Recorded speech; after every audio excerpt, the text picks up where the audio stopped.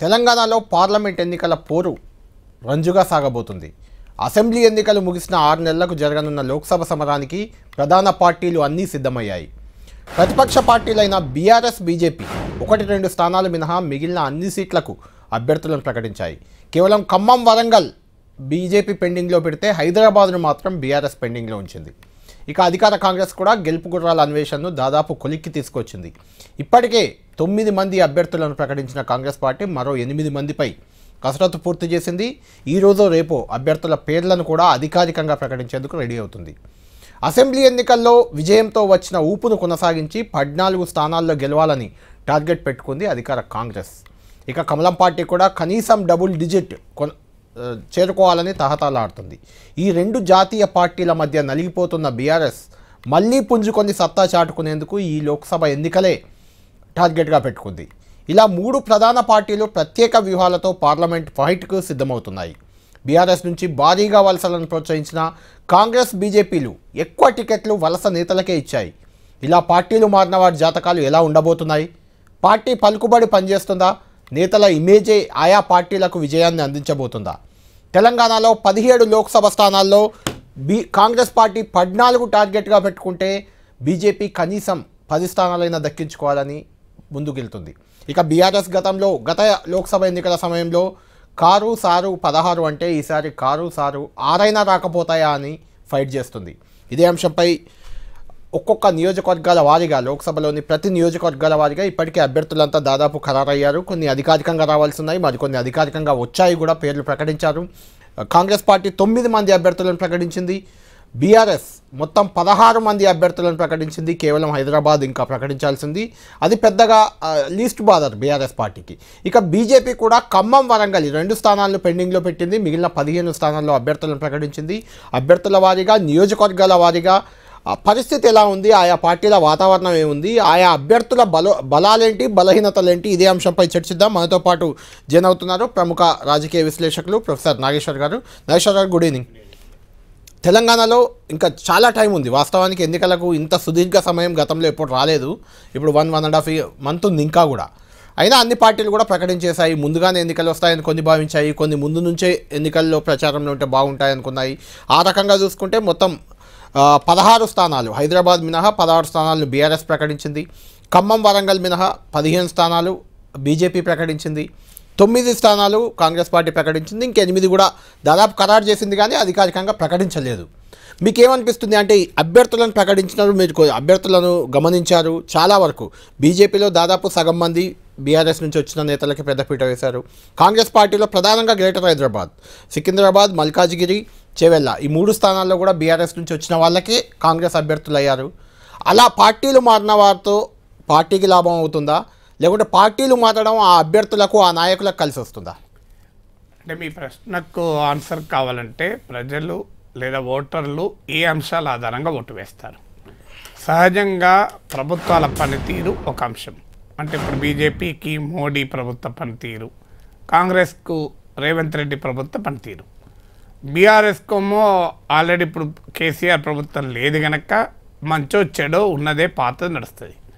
ఇది మొదటి అంశం. రెండవది పార్టీకి ఉన్న లాయాలిటీ, ఆ పార్టీకి ఉన్న బలము, పార్టీకి ఉన్న core vote, core plus vote, ఈ 2 రకాలు ఉంటాయి. కోర్ ఓటు ఏమో వరస్ట్ కేస్ సమయంలో కూడా, అంటే లీస్ట్ కామన్ మల్టిపుల్ అని LCM అని మనం మ్యాథమెటిక్స్లో చదువుకుంటాం.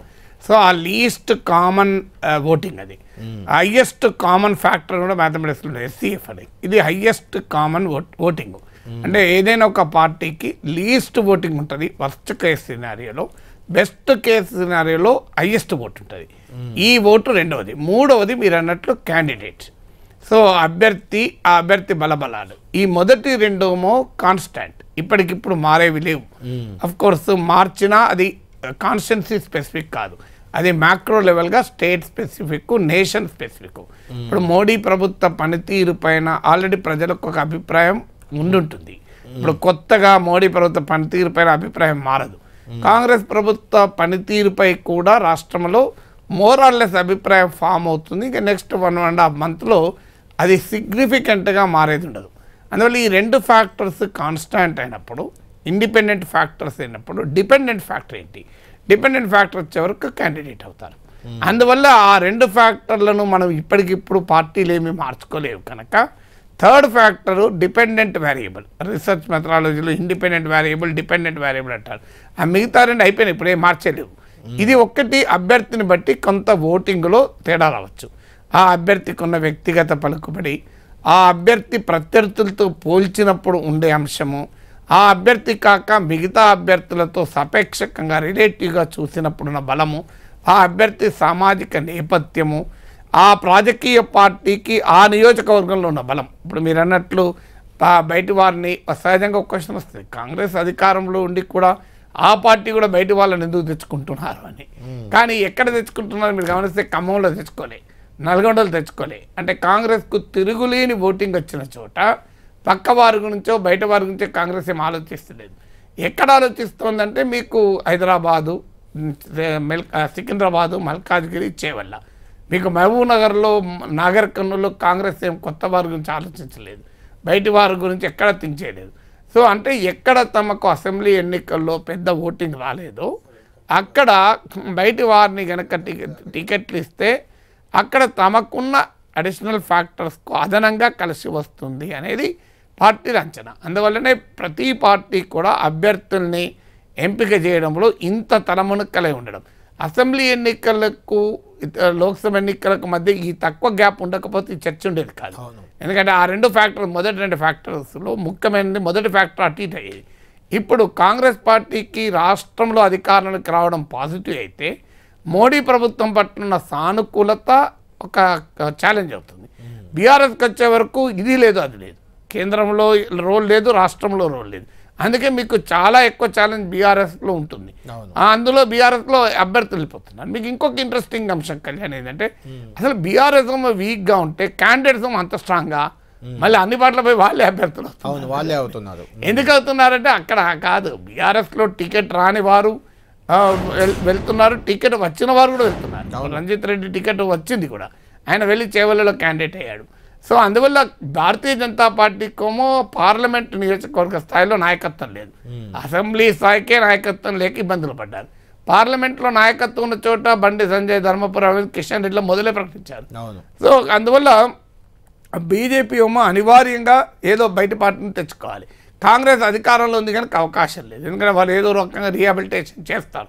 ఇప్పుడు ఇదే అసెంబ్లీ ఎన్నికలకు ముందైతే పార్లమెంట్ టికెట్ రాని వాళ్ళు వెంటనే బీజేపీలో దూకేవారు. అంటే ఇక్కడ కూడా నాగేశ్వర్ గారు, మనం ఈ పార్టీ మారిన వాళ్ళని చూస్తే చాలా మంది కూడా గతంలో దానం నాగేందర్, పట్నం మహేందర్ రెడ్డి ఇలాంటి వాళ్ళంతా వేరే పార్టీలు ఉండి బీఆర్ఎస్ అధికారంలోకి వచ్చాక అధికార పార్టీలోకి వచ్చిన వాళ్ళు అప్పుడు కూడా అధికార పార్టీ వచ్చిన వాళ్ళు రాని వాళ్ళు కూడా చేరుతున్నారు. ఇప్పుడు ఆ క్రైటీరియా లేదు, ఎన్నడూ పార్టీ మారినోడు కూడా మారేస్తున్నారు కదా, ఏమి ఆ క్రైటీరియా కూడా లేకుండా పోయింది. ఇప్పుడు ఆ దశ కూడా దాటిపోయింది. ఇక గతంలో పార్టీ మారిన వాళ్ళు ఇప్పుడు కొత్తగా పార్టీ మారడానికి ఏముంటుంది, పెద్ద విషయం. సో అప్పుడు మీ దగ్గరకు అందుకే వచ్చినాం సార్, ఇప్పుడు వాళ్ళ దగ్గర అందుకపోతున్నాం సార్ అని చెప్తారు. సో అందువల్ల మీకు కాంగ్రెస్ పార్టీ నుంచి బీజేపీకి రారు. అందువల్ల అనివార్యంగా బీజేపీ బీఆర్ఎస్ నుంచి వచ్చిన నేతలపైన ఆధారపడాలి. కాంగ్రెస్ ఏమో సెలెక్టివ్గా బీఆర్ఎస్ నుంచి వచ్చిన నేతలపై ఆధారపడుతున్నారు. బీజేపీలో లేరు క్యాండిడేట్లు, వాళ్ళకే లేరు, కాంగ్రెస్కి ఏమొస్తారు. సో అందువల్ల బీఆర్ఎస్లో కూడా అన్ని నియోజకవర్గాల నుంచి కాంగ్రెస్ ఏం తీసుకోవడం లేదు. ఎక్కడెక్కడైతే గ్యాప్స్ ఉన్నాయో ఆ గ్యాప్స్ ఉన్న చోట బయటి పార్టీ అభ్యర్థులతో ఫిలప్ చేయాలి అన్నది వ్యూహంలాగా కనబడుతుంది. ఓకే, అయితే ఈ వ్యూహంలో కాంగ్రెస్ పార్టీ కానీ బీజేపీ కానీ ఆ 2 పార్టీలు ప్రధానంగా మోడీ చరిష్మా అని బీజేపీ చెప్పుకుంటూ జనంలోకి వెళ్తుంది. రామ్ మందిర్ ఇష్యూ ఇలాంటి కొన్ని 370 ఆర్టికల్ 370 ఇలాంటివి ఉన్నాయి. కాంగ్రెస్ పార్టీ 100 రోజుల పాలననే రెఫరెండం టార్గెట్ 14 అంటూ వెళ్తుంది. బీఆర్ఎస్ పార్టీ కాంగ్రెస్ పార్టీ పాలన సరిగ్గా లేదు అని దాన్ని ఎత్తి చూపుతూ బీజేపీ పాలన సరిగ్గా లేదు, బీజేపీ మత ప్రాతిపదికన రాజకీయాలు చేస్తుంది తప్పితే పెద్దగా లేదని అలా చెప్పుకుంటూ గత 10 ఏళ్ళుగా కేసీఆర్ చేసిన పనులు ఏవైతే ఉన్నాయో వాటిని చెప్పుకుంటూ వెళ్తుంది. అంటే సరిగ్గా 6 నెలలు కూడా కాదు, 4 నెలల క్రితమే ఎన్నికలయ్యాయి, అప్పుడు కూడా ఇవే అంశాలు ఇవే చెప్పుకున్నాయి 3 పార్టీలు కూడా. అంటే మీరు అన్న నిజమే, అప్పుడు కూడా బీజేపీ ఏం చెప్పింది, డబుల్ ఇంజన్ సర్కార్ అని చెప్పి. అయితే అక్కడ కాంగ్రెస్ పార్టీ మాత్రం అప్పుడు అధికారంలో 10 ఏళ్ళు లేదు, అంతకు ముందున్న ప్రభుత్వాన్ని వాళ్ళు ఓన్ చేసుకోలేదు.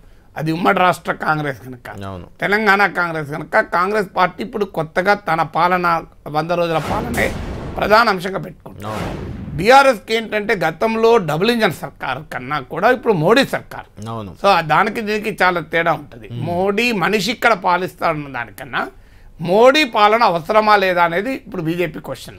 అది బీజేపీకి సహజమైన అడ్వాంటేజ్ ఇస్తుంది. ఇప్పుడే కాదు, మీరు బీజేపీ హిస్టరీ బిఫోర్ మోడీ అని చూడండి, ఎప్పుడు కూడా అసెంబ్లీ ఎన్నికల కన్నా లోక్సభ ఎన్నికల్లో మెరుగైన పాలన వస్తుంది. ఈవెన్ కాంగ్రెస్ పార్టీకి 2004, 2009 ఓటింగ్ మీరు పరిశీలించండి. అసెంబ్లీ ఎన్నికలతో పోలిస్తే లోక్సభ ఎన్నికల్లో బెటర్ పెర్ఫార్మెన్స్. అంటే జాతీయ పార్టీలకే సాధారణంగా పార్లమెంట్ ఎన్నికల్లో బెటర్ పర్ఫార్మెన్స్ ఉండే అవకాశం ఉంటుంది.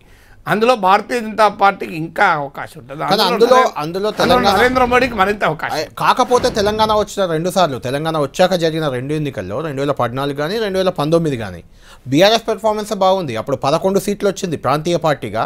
ఆ తర్వాత గత ఎన్నికల్లో కూడా 9 సీట్లు వచ్చింది. అది మీరు వన్ సైడ్ ఆఫ్ ఎనాలిసిస్, అంటే glass half full glass empty. ఇంకోటి కూడా చెప్తాను, మీరు కాంగ్రెస్ బీఆర్ఎస్కు 9 రావచ్చు, కానీ బీజేపీకి అసెంబ్లీ ఎన్నికల్లో 1 సీట్ వస్తే లోక్సభ ఎన్నికల్లో 4 వచ్చాయి. అవును, 7% ఓటింగ్, 20% ఓటింగ్, 3 టైమ్స్ పెరిగింది. మామూలు విషయం కాదు. అవును, 3 టైమ్స్ పెరిగింది. అంటే ఇక్కడనే కాదు, మీకు ఒక్క ఆంధ్రప్రదేశ్ లాంటి స్టేట్స్ మినహా అసెంబ్లీ ఎన్నికలకు లోక్సభ ఎన్నికల్లో ఎక్కడ 100 కన్నా తక్కువ వచ్చాయి.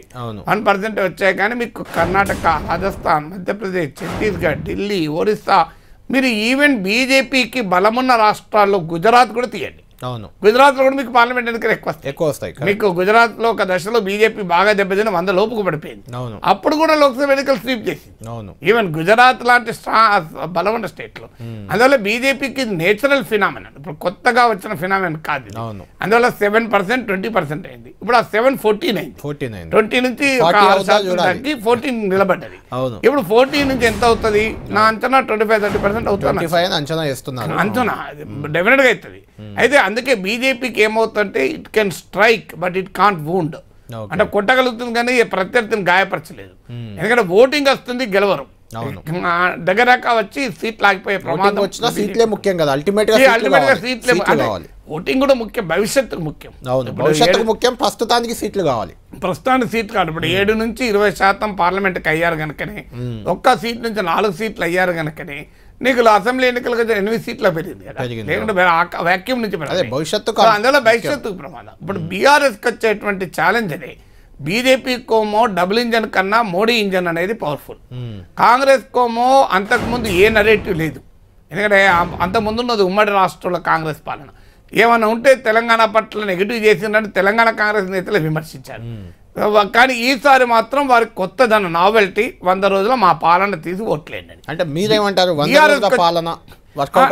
బీఆర్ఎస్కి ఏంటంటే ఏం చెప్పుకోవాలి? అసెంబ్లీ ఎన్నికలప్పుడు ఏం చెప్పారో ఇప్పుడు అదే చెప్తే దట్ ఈస్ ఆల్రెడీ రిజెక్టెడ్ కదండి. ఇప్పుడు మీకు ఒక ప్రోడక్ట్లో 4 లోపాలు చూసి ఈ ప్రోడక్ట్ వద్దని కస్టమర్ వెళ్ళిపోతాడు.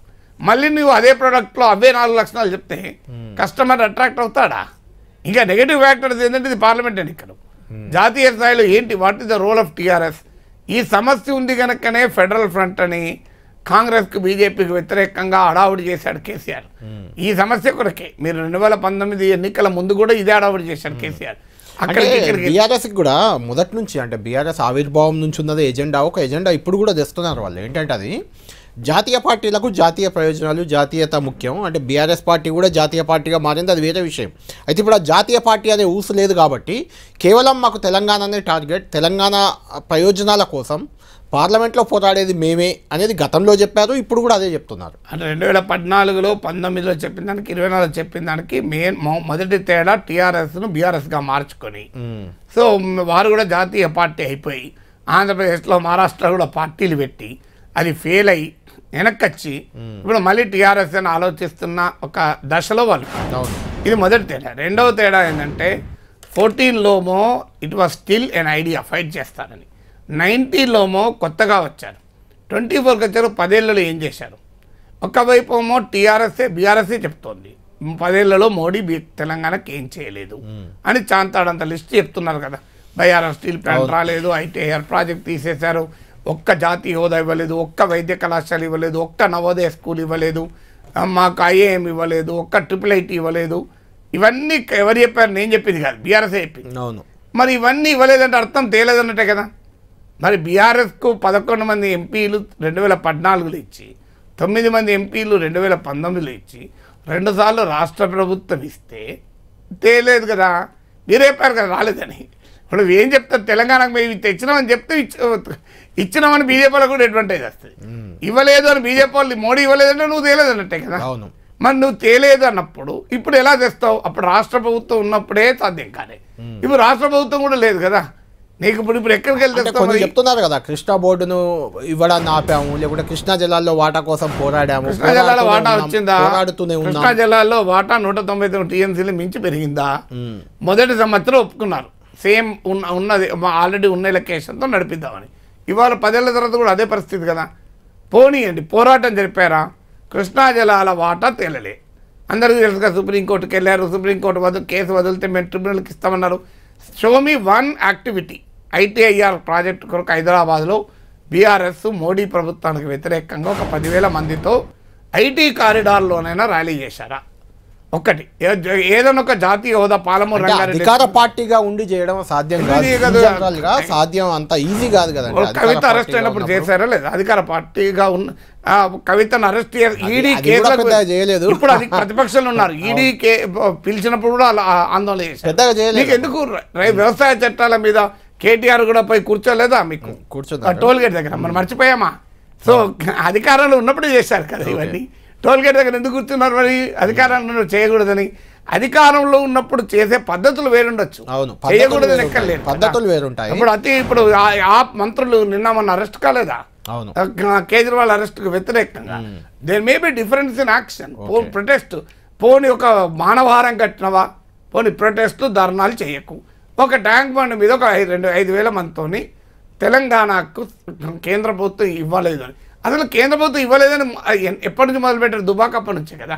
అంతకుముందు మిషన్ భగీరథకు మోడీ వచ్చే ప్రారంభించే, మెట్రో మోడీ వచ్చే ప్రారంభించే, కరోనా టైంలో మోడీని ఒక్క మాట అంటే కేసీఆర్ అందరికన్నా ముందొచ్చి ఎట్లంటో పిఎంననే ఇవన్నీ మనం చూడలేదా? అసలు పోనీ పార్లమెంట్లో మీరు లిస్టు చేయండి 10 ఏళ్లలో మోడీ ప్రభుత్వం తీసుకొచ్చిన చట్టాలు ఏంటి, బీఆర్ఎస్ వైఖరి ఏంటి, ఎక్కడ పోరాడారు లెక్క తీయండి. Let the BRS give a white paper. మేము మోడీ ప్రభుత్వం పలానా తెచ్చింది, పలానా మేము వ్యతిరేకించాం, మేము పార్లమెంట్లో దీని మీద వ్యతిరేకించామని చెప్పారు. ఒక ఉదాహరణ చెప్ప నాకు. సో అది చెప్పితే అయిపోతుంది కదా, కులం బయటపడుతుంది కదా. అక్కడే సమస్య వస్తుంది. 10 ఏళ్ళుగా నువ్వు మోడీ ప్రభుత్వ హయాంలో సాధించలేనివి, పోరాడనివి ఇప్పుడు సాధిస్తామంటే జనం ఆ నరేటివ్ ఒప్పుకుంటారా? ఆరోపణ కాదు, మీరు రేపు ఓటింగ్ చూడండి. ఇప్పుడు నేను చెప్పడము చెప్పకపోవడం బట్టి బీఆర్ఎస్ పర్ఫార్మెన్స్.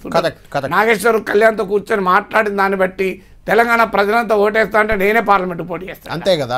నాకంత సీన్ ఉంటే నేను విశ్లేషణ చేస్తున్నా. ఈ విశ్లేషణ తప్పైతే రేపు పార్లమెంట్ ఎన్నికల్లో బీఆర్ఎస్ ఓటింగ్ పెరగాలి. 37% 40% అయితే నేను తప్పవుతుంది. ఇప్పుడు నేను అసెంబ్లీ ఎన్నికలప్పుడు ఇలాగే ఇక్కడే కూర్చొని విశ్లేషించాను. చాలా మంది చాలా మాట్లాడారు. ఏం జరిగింది? నేను చెప్పిన సీట్లు వచ్చినాయి కదా.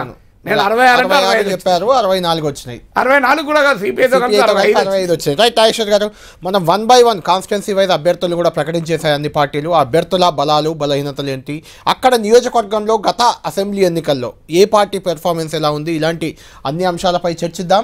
తెలంగాణలోని 17 లోక్సభ స్థానాలకు 9 స్థానాల్లో అభ్యర్థులను ఇప్పటికే కాంగ్రెస్ పార్టీ ప్రకటించింది. మిగిలిన 8 పెండింగ్లో ఉంచింది. అవి రేపో ఈరోజు ప్రకటించే అవకాశం ఉంది. ఆ 8లోనే ఖమ్మం, వరంగల్ బీజేపీ కూడా పెండింగ్లో పెట్టింది. అందులోనే హైదరాబాద్ని అటు బీజేపీ, అటు కాంగ్రెస్, ఇటు బీఆర్ఎస్ కూడా పెండింగ్లో ఉంచింది. హైదరాబాద్ మినహాయిస్తే హైదరాబాద్ గురించి ఇంకా అభ్యర్థులు ఖరారు కాలే కాబట్టి ఆ చివరిలో దాని గురించి మాట్లాడదాం. ముందు గ్రేటర్ హైదరాబాద్ పరిధిలో ఉన్న 3 కీలక నియోజకవర్గాలు ఉన్నాయి. అందులో సికింద్రాబాద్ కేంద్ర మంత్రి కిషన్ రెడ్డి ప్రాతినిధ్యం వహిస్తున్న నియోజకవర్గం అది. మల్కాజ్గిరి ప్రస్తుతం సీఎంగా ఉన్న రేవంత్ రెడ్డి, ఆయన ఇంతకుముందు మొన్నటి వరకు అక్కడే ఎంపీగా ప్రాతినిధ్యం వహించే నియోజకవర్గం. చేవేళ్ళ కూడా రంజిత్ రెడ్డి మొన్నటి వరకు బీఆర్ఎస్ ఎంపీ, ఆయన ప్రాతినిధ్యం వహించారు. ఆయన ప్రస్తుతం అక్కడే చేవేళ్ళలోనే కాంగ్రెస్ అభ్యర్థి అయ్యారు. ఈ 3 నియోజకవర్గాల్లో మొన్నటి అసెంబ్లీ ఎన్నికల్లో ఎలా వచ్చింది, ఆయా పార్టీలకు ఫలితాలు ఎలా ఉంది, అక్కడ అభ్యర్థుల పరిస్థితి ఏంటి, ఇప్పుడు 1 by 1 చూద్దాం. ముందు సికింద్రాబాద్లో ఈసారి కిషన్ రెడ్డి సిట్టింగ్ ఎంపీ, ఆయన కేంద్ర మంత్రి కూడా, ఆయన మళ్ళీ అభ్యర్థిగా ఉన్నారు బీజేపీ తరఫున. ఆయనపై 2 అభ్యర్థులు కూడా, కాంగ్రెస్ అభ్యర్థి, బీఆర్ఎస్ అభ్యర్థి, 2 కూడా సిట్టింగ్ ఎమ్మెల్యేలు, 2 సిట్టింగ్ బీఆర్ఎస్ ఎమ్మెల్యేలు. వాళ్ళు వాస్తవానికి 2 బీఆర్ఎస్ ఎమ్మెల్యేలు, కానీ దానం నాగేందర్ పార్టీ మారి కాంగ్రెస్లో చేరి కాంగ్రెస్ అభ్యర్థి అయ్యారు. పద్మారావు గౌడ్ ఆల్రెడీ సికింద్రాబాద్ ఎమ్మెల్యే, బీఆర్ఎస్ ఎమ్మెల్యేనే ఆయన బీఆర్ఎస్ అభ్యర్థి అయ్యారు. వీళ్ళ ముగ్గురు మధ్య ఫైట్ అనేది చాలా ఇంట్రెస్టింగ్గా ఉండే అవకాశం అయితే కనిపిస్తుంది. మొన్నటి అసెంబ్లీ ఎన్నికల్లో మనం చూస్తున్నాం, అక్కడ క్లియర్గా ఫిగర్లు. కాంగ్రెస్ పార్టీకి 2,80,605 ఓట్లు వచ్చాయి. అక్కడ అదే పార్లమెంటు పరిధిలో మొత్తం 7 నియోజకవర్గాల్లో వచ్చిన ఓట్లు అవి. బీఆర్ఎస్ పార్టీకి 5,10,000 ఓట్లు వచ్చాయి. అంటే దాదాపు ఆల్మోస్ట్ కాంగ్రెస్ పార్టీ కంటే కూడా 2,70,000 వరకు ఎక్కువ ఓట్లు వచ్చాయి. 2,70,000 ఓట్లు అదనంగా బీఆర్ఎస్ లీడ్లో ఉందని చెప్పొచ్చు. అక్కడ బీజేపీకి కేవలం 1,88,000 ఓట్లు మాత్రమే వచ్చాయి. అక్కడ మొత్తం 6 ఎమ్మెల్యే స్థానాలు, మొత్తం 7 ఉంటాయి. ప్రతి పార్లమెంటు పరిధిలో కూడా 7 అసెంబ్లీ స్థానాలు ఉంటాయి. 7లో 6 బీఆర్ఎస్ దక్కించుకుంటే 1 ఎంఐఎం దక్కించుకుంది. ఇది ప్రస్తుతం సికింద్రాబాద్లో ఉన్న సినారియో. ఇక మల్కాజ్గిరి విషయానికి వద్దాం. మల్కాజ్గిరిలో సునీతా లక్ష్మారెడ్డి, ఆమె వికారాబాద్ జడ్పీ చైర్మన్, బీఆర్ఎస్ నుంచి కాంగ్రెస్లో చేరారు.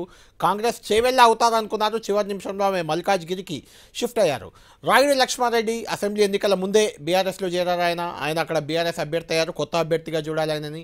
ఈటల రాజేందర్ అసెంబ్లీ ఎన్నికల్లో గజ్వేల్లో, హుజరాబాద్లో 2 నియోజకవర్గాల్లో కూడా పరాజయం పాలైన ఈటల రాజేందర్ తన బీజేపీలో తన భవిష్యత్తుకు బాటలు వేసుకునేందుకు ఈ నియోజకవర్గాన్ని ఇప్పుడు ఎన్నుకున్నారు. మల్కాజ్గిరిని బీజేపీ సీనియర్ నేత మురళీధర్రావుతో పోటీపడి మరీ దక్కించుకున్నారు ఈటల రాజేందర్. ఇక్కడ వీళ్ళ ముగ్గురి మధ్య ఫైట్ ఇంట్రెస్టింగ్గా ఉండబోతుంది. ఇక్కడ గత ఎన్నికల్లో మనం ఒకసారి చూస్తే కాంగ్రెస్ పార్టీకి 5,82,000 ఓట్లు వస్తే బీఆర్ఎస్ పార్టీకి 9,37,000 ఓట్లు వచ్చాయి. ఇక్కడ కూడా దాదాపు ఆల్మోస్ట్ 3 లక్షలకు పైగా ఓట్లు లీడ్లో బీఆర్ఎస్ ఉంది. బీజేపీకి కేవలం 3,86,000 ఓట్లు మాత్రమే వచ్చాయి. కంపారిటివ్లీ బీఆర్ఎస్లో 1/3 ఓట్లు మాత్రమే బీజేపీకి వచ్చిన పరిస్థితి. మొత్తం అసెంబ్లీ స్థానాలు కూడా 7కు 7 బీఆర్ఎస్ పార్టీ దక్కించుకుంది. బీఆర్ఎస్ ఎమ్మెల్యేలే అక్కడ ఉన్నారు.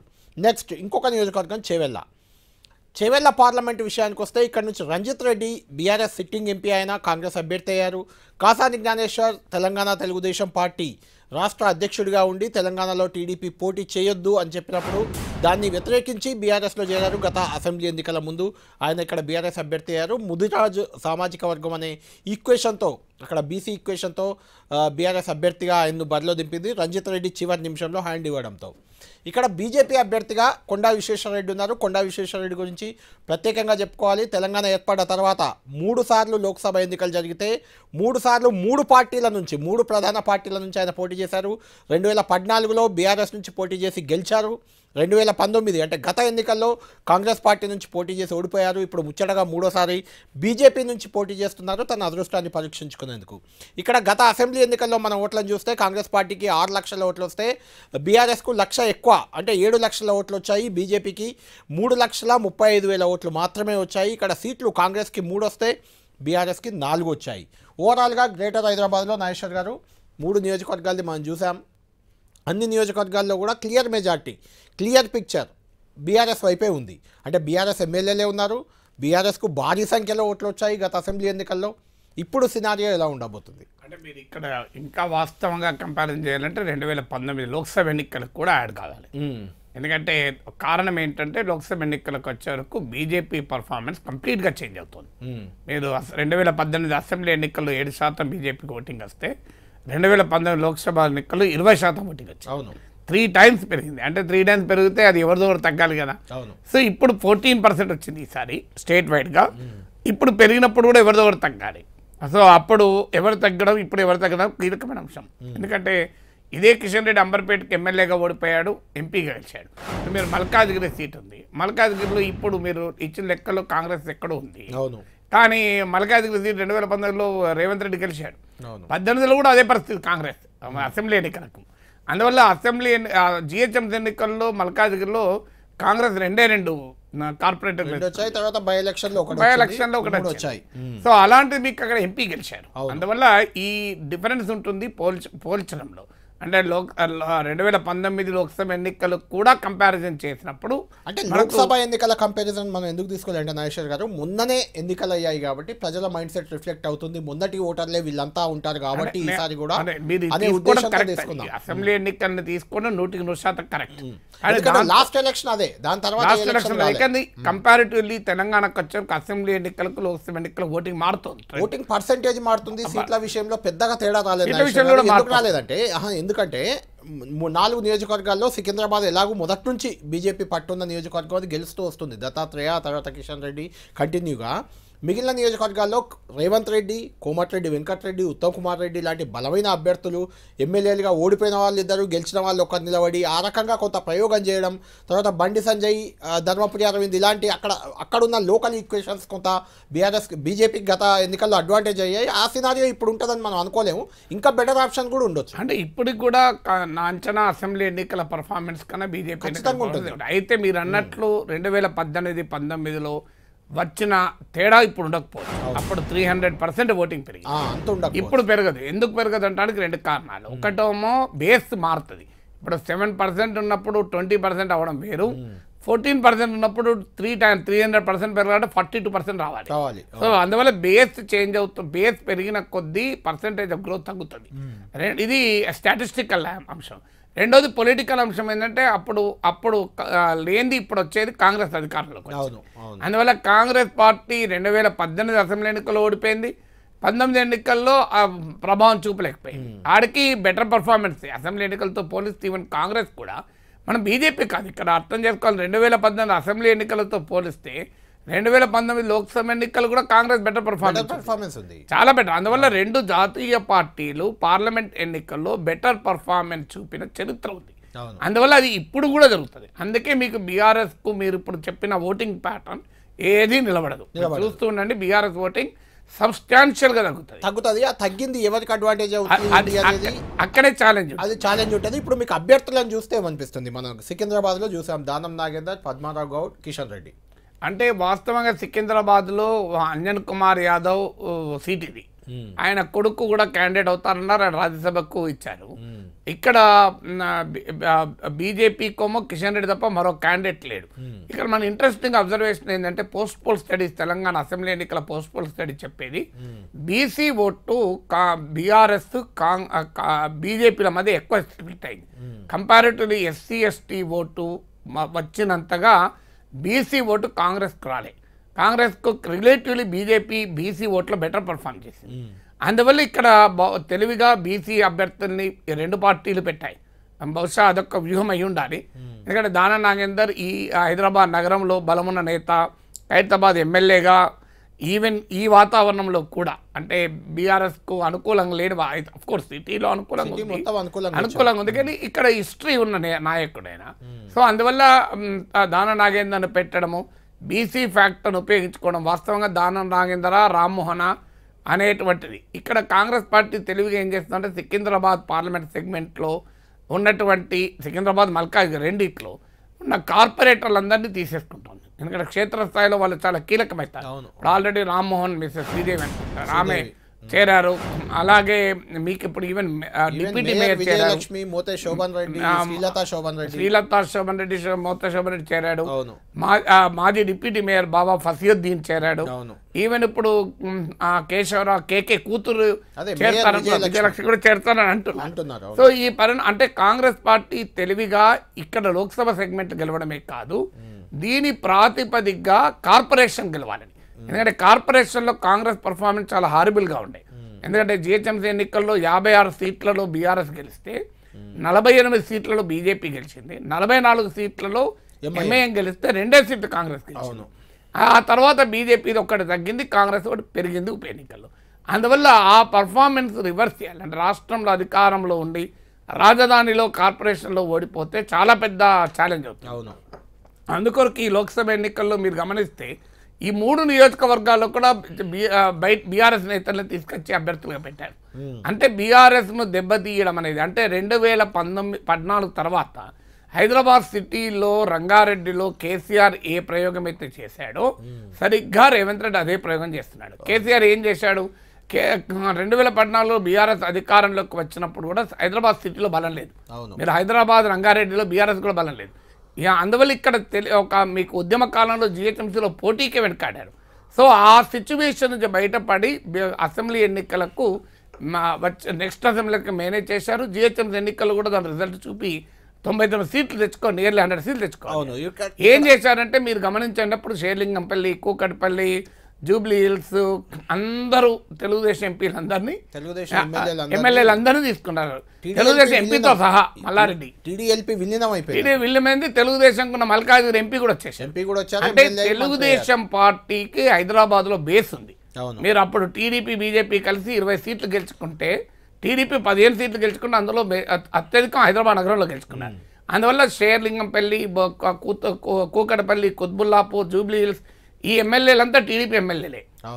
వీళ్ళందరినీ లాగేసింది. అటు నుంచి మళ్ళీ సవితా ఇంద్రారెడ్డి కాంగ్రెస్ నుంచి సెకండ్ టైం కూడా. అందువల్ల సిటీలో తమకు బలహీనంగా ఉంది కనుక సుధీర్ రెడ్డి కాంగ్రెస్ ఎమ్మెల్యేనే. అందువల్ల ఏ పార్టీ ఎమ్మెల్యేలు గెలిచినా బీఆర్ఎస్ లో చేరాడు. ఇప్పుడు కాంగ్రెస్ కూడా అదే ప్రయత్నం చేస్తుంది. అందుకే ముగ్గురు బీఆర్ఎస్ నేతల్ని తీసుకొచ్చి అభ్యర్థులుగా పెట్టింది. కార్పొరేటర్లను మీరు అన్నట్టు అందరినీ చేర్చుకుంటుంది, అదంతా జరుగుతుంది. అయితే ఇక్కడ బీసీ సామాజిక సమీకరణంలో దానం నాగేందర్, పద్మారావు గౌడ్ ఇద్దరు ఉన్నారు కాబట్టి కిషన్ రెడ్డి అంటే ఇద్దరు బీసీ ఓట్లు చెల్లడం వల్ల కిషన్ రెడ్డికి మళ్ళీ కొంత అడ్వాంటేజ్ వచ్చే అవకాశం అంటే ఇక్కడ కిషన్ రెడ్డి ఉన్న పొలిటికల్ స్టేచర్ రీత్యా బీసీ ఓటు అనే డైమెన్షన్ కన్నా కూడా కిషన్ రెడ్డి పర్ఫార్మెన్స్ పైన కూడా ఓటింగ్ ఉంటుంది. ఎందుకంటే ఆయన సిట్టింగ్ ఎంపీ కనుక డెఫినెట్గా ఇన్కంబెంట్ ఎంపీ ఉండేటువంటి క్వశ్చన్ వస్తే ప్రో ఇన్కంబెన్సీ ఉందా యాంటీ ఇన్కంబెన్సీ ఉందా అంటే పార్లమెంట్ సభ్యుడిగా ఆయన పర్ఫార్మెన్స్ పట్ల ప్రజలు ఏ రకంగా ఫీల్ అయ్యారు. అనుకూలంగా ఫీల్ అయితే బీజేపీకి అడ్వాంటేజ్ అవుతుంది, అనుకూలంగా ఫీల్ కాలేదనుకోండి అది నెగిటివ్ అవుతుంది. ఇక్కడ ఇంకొక ఫ్యాక్టర్ కూడా ఉంది, మీకు ముస్లిం ఫ్యాక్టర్ ఉంది. ఇప్పుడు సికింద్రాబాద్ నియోజకవర్గానికి వచ్చే వరకు గణనీయమైన ముస్లిం ఓటింగ్ ఉంటుంది. మీకు సికింద్రాబాద్ కానీ మల్కాజ్గిరికి కానీ. ఇక్కడ లాస్ట్ అసెంబ్లీ ఎలక్షన్లో ముస్లిం ఓటు డివైడ్ అయింది. అందులో సిటీలో ముఖ్యంగా ఎంఐఎం ప్రభావం వల్ల బీఆర్ఎస్గా వచ్చింది. రాష్ట్రంలోనే బీఆర్ఎస్కు కాంగ్రెస్ పార్టీకి కొంత చీలినా కంపారిటివ్లీ బీఆర్ఎస్ అప్పర్ హ్యాండ్లో ఉంది. ఇప్పుడు ముస్లిం ఓటు మీకు వన్ సైడెడ్గా కాంగ్రెస్ షిఫ్ట్ అయ్యే అవకాశం ఉంది. అది బీఆర్ఎస్కు ఛాలెంజ్ అవుతుంది, బీజేపీకి కూడా ఛాలెంజ్ అవుతుంది. ఎందుకంటే బీఆర్ఎస్కు నుంచి వచ్చే ఈ మైనారిటీ ఓటు ముస్లిమే కాదు, సికింద్రాబాద్ లాంటి చోట్ల క్రిస్టియన్ ఓటు కూడా ఉంది.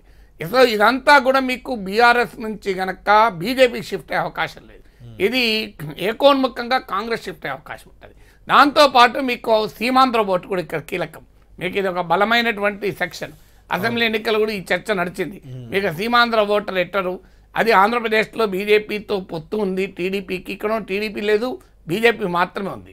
అందువల్ల తెలుగుదేశం అనుకూల సీమాంధ్ర ఓటర్ ఉంటాడు, తెలుగుదేశంతో సంబంధం లేని సీమాంధ్ర ఓటర్ ఉంటాడు. సో వీరు మరి ఆంధ్రప్రదేశ్ రాజకీయాల ప్రభావంతో ఓటేస్తారా లేదా స్థానికంగా ఉండేటువంటి ఫ్యాక్టర్స్తో ఓటేస్తారా అనేటువంటి అంశాలకు కూడా కీలకంగా పనిచేస్తాయి. రైట్. ఇక ఈటెల రాజేందర్ విషయానికి వద్దాం. నాగేశ్వర్ గారు, ఈటెల రాజేందర్ మొన్నటి ఎన్నికల్లో గజ్వేల్లో పోటీ చేసి ఓడిపోయారు, అటు హుజురాబాద్లో పోటీ చేసి ఓడిపోయారు. ఇప్పుడైనా రాజకీయ భవిష్యత్తుకే ఈ ఎన్నిక అనేది ఒక సవాల్గా మారుతుంది.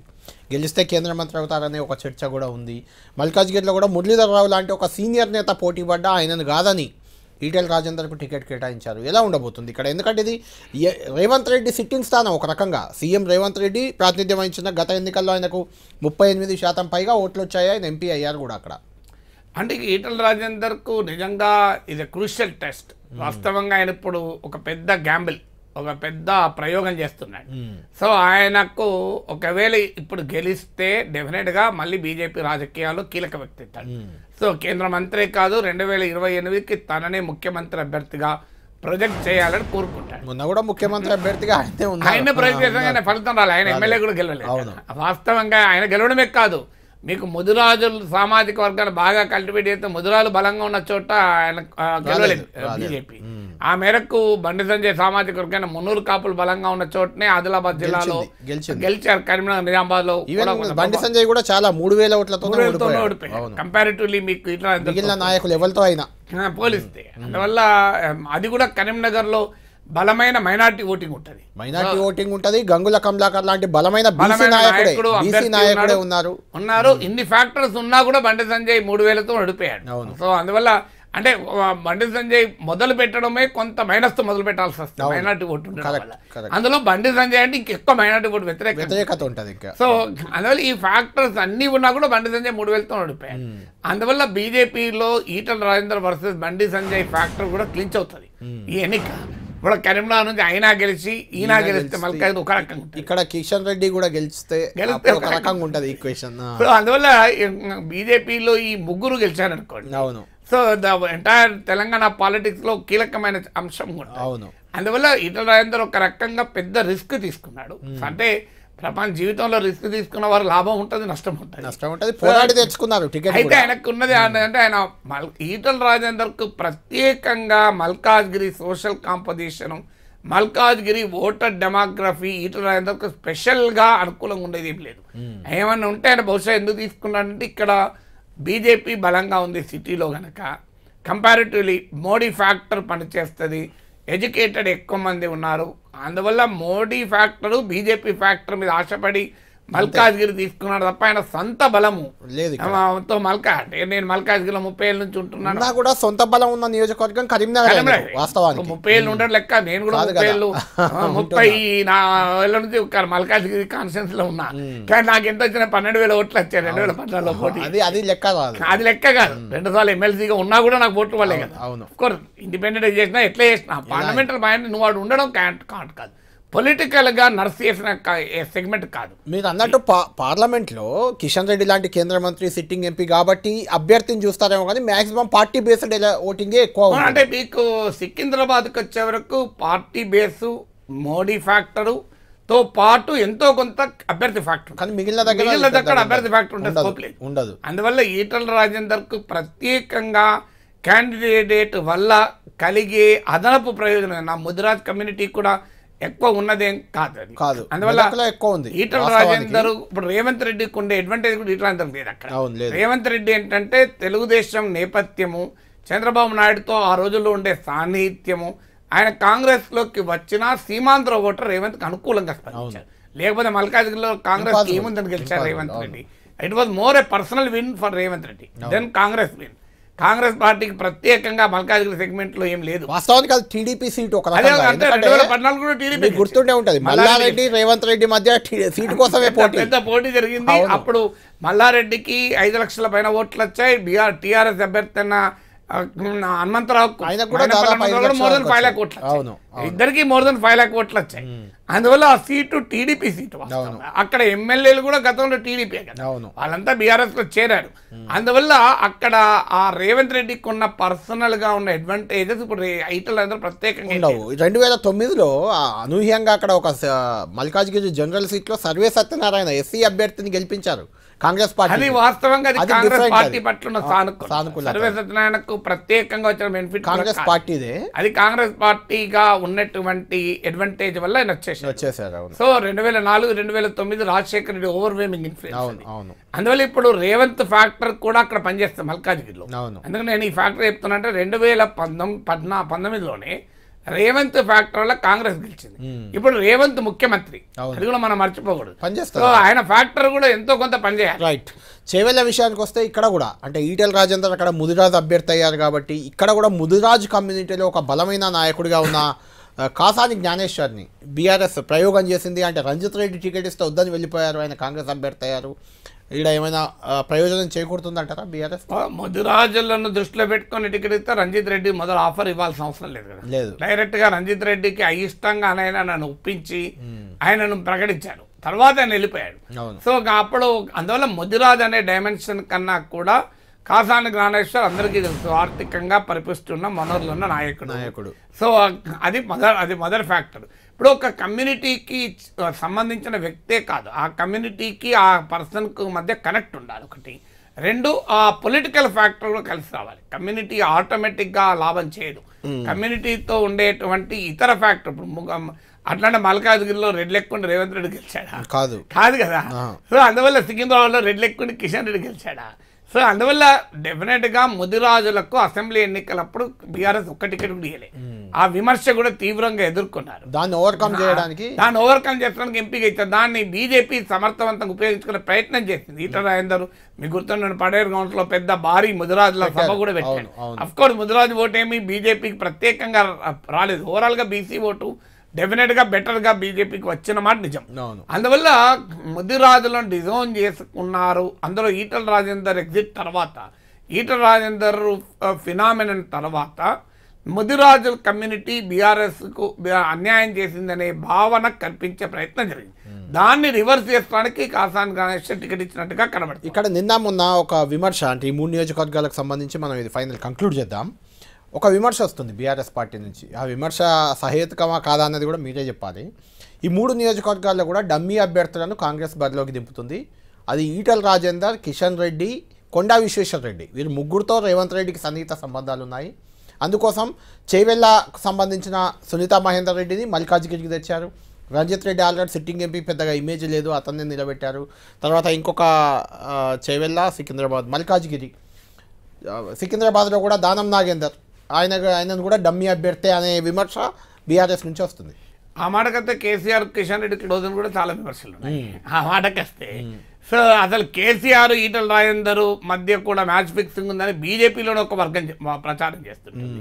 ఇందులో ఇటు అటు ఇలాంటి ప్రచారాలు అవకాశాలు ఉన్నాయంటారా? సో అది అవకాశం తక్కువ. ఎందుకంటే ఇప్పుడు రేవంత్ రెడ్డికి ఉన్న ఛాలెంజ్ తనకున్న వ్యక్తిగత రిలేషన్ ఉన్నాయా, ఈటల రాజేందర్, కొండా విశ్వేశ్వరరెడ్డి, కిషన్ రెడ్డితో సంబంధాలు ఉంటే ఉండవచ్చు, అది ఇష్యూ కాదు. ఇప్పుడు ఆయనకు ఇప్పుడు ఆయన ముఖ్యమంత్రి, పిసిసి అధ్యక్షుడు, ఆయన రాజకీయ భవిష్యత్తుకు అత్యధిక ఎంపీలు గెలుచుకోవాలి.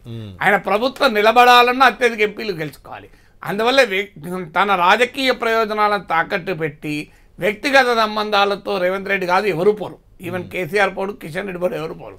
ఎందుకంటే అక్కడ పర్సనల్ స్టేక్స్ కాదు కదా, పొలిటికల్ స్టేక్స్ ఉన్నాయి. అది రేవంత్ రెడ్డికి సన్నిహిత సంబంధం ఉంటే కాంగ్రెస్ పార్టీ ఒప్పుకోవాలని కూడా లేదు. కాంగ్రెస్ పార్టీ ఒప్పుకునే లేదు. రేవంత్ రెడ్డి సన్నిహితంగా ఉండి వాళ్ళు బీజేపీగా రాజేందర్ గెలిస్తే రేవంత్ రెడ్డికి ఏం బెనిఫిట్ అవుతుంది? సో బీజేపీ తరఫున కొండా విశ్వేశ్వరరెడ్డి, కిషన్ రెడ్డి ముగ్గురు బీజేపీ ఎంపీలు గెలిస్తే రేవంత్ రెడ్డి ప్రభుత్వం ప్రమాదంలో పడుతుంది తప్ప లాభం. అందువల్ల తన ప్రభుత్వాన్ని తానే ప్రమాదంలో పడేసుకున్నంత అమాయకు రేవంత్ రెడ్డి కాదు. ఇప్పుడు అల్టిమేట్ గా తన ఇంట్రెస్ట్ ఏంటి, కాంగ్రెస్ పార్టీకి తెలంగాణ నుంచి అత్యధిక ఎంపీలు ఇవ్వాలి.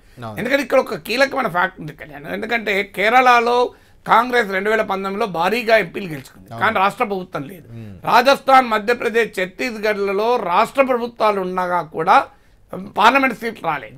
తెలంగాణలో గనక కాంగ్రెస్ కు మోర్ ఎంపీ డెలివరీ చేస్తే కర్ణాటక అండ్ తెలంగాణ, రేవంత్ రెడ్డి కర్ణాటకలో క్రెడిట్ సిద్ధరామయ్య, డికే నాగేశ్వర్ గారు షేర్ కాదు.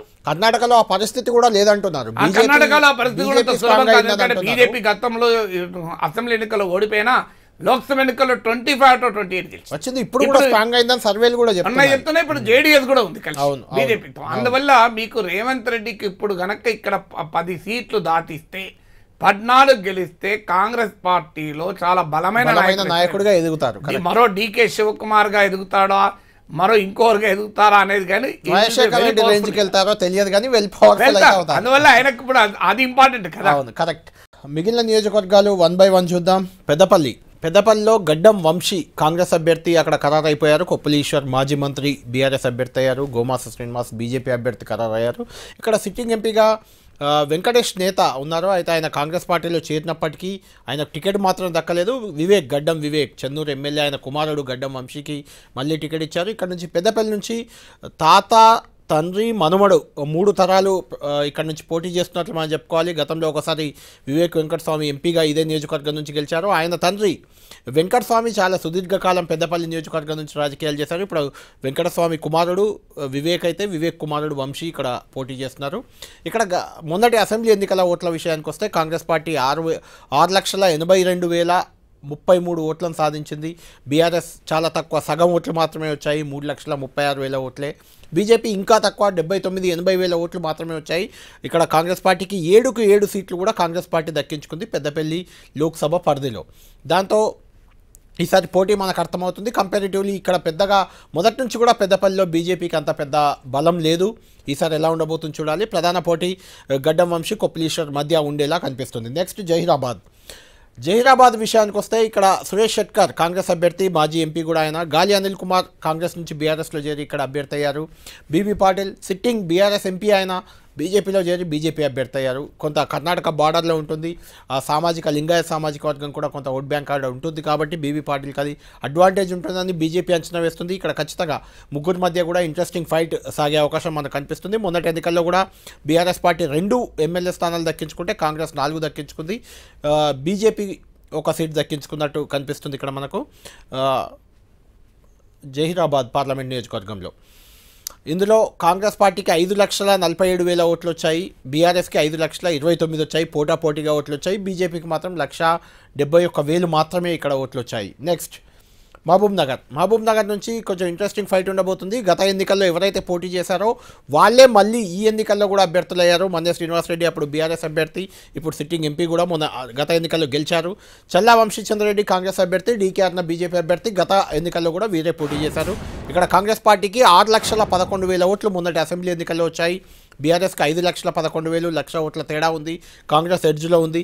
బీజేపీ 1,12,000 మాత్రమే, చాలా తక్కువ వచ్చినప్పటికీ డీకే అరుణ అభ్యర్థిత్వం ఇక్కడ బీజేపీ ఖచ్చితంగా అడ్వాంటేజ్గా మారబోతుంది. ట్రయాంగిల్ ఫైట్ లాగానే కనిపిస్తుంది. కొంత బీఆర్ఎస్ ఇక్కడ వెనుకబడి ఉండే అవకాశం కనిపిస్తుంది. ఎందుకంటే బీఆర్ఎస్ గతంలో 7కు 7 ఎమ్మెల్యే స్థానాలు దక్కించుకున్న బీఆర్ఎస్ మొన్నటి అసెంబ్లీ ఎన్నికల్లో మాత్రం 7కు 7 కోల్పోయింది. కాంగ్రెస్ పార్టీకి 7 స్థానాలు వచ్చేసాయి. కాంగ్రెస్ ఇక్కడ బలంగా ఉన్నట్లు కనిపిస్తుంది. కాబట్టి ఖచ్చితంగా కాంగ్రెస్ బీజేపీ మధ్య ప్రధాన పోరు ఇక్కడ సాగే అవకాశం ఉంది.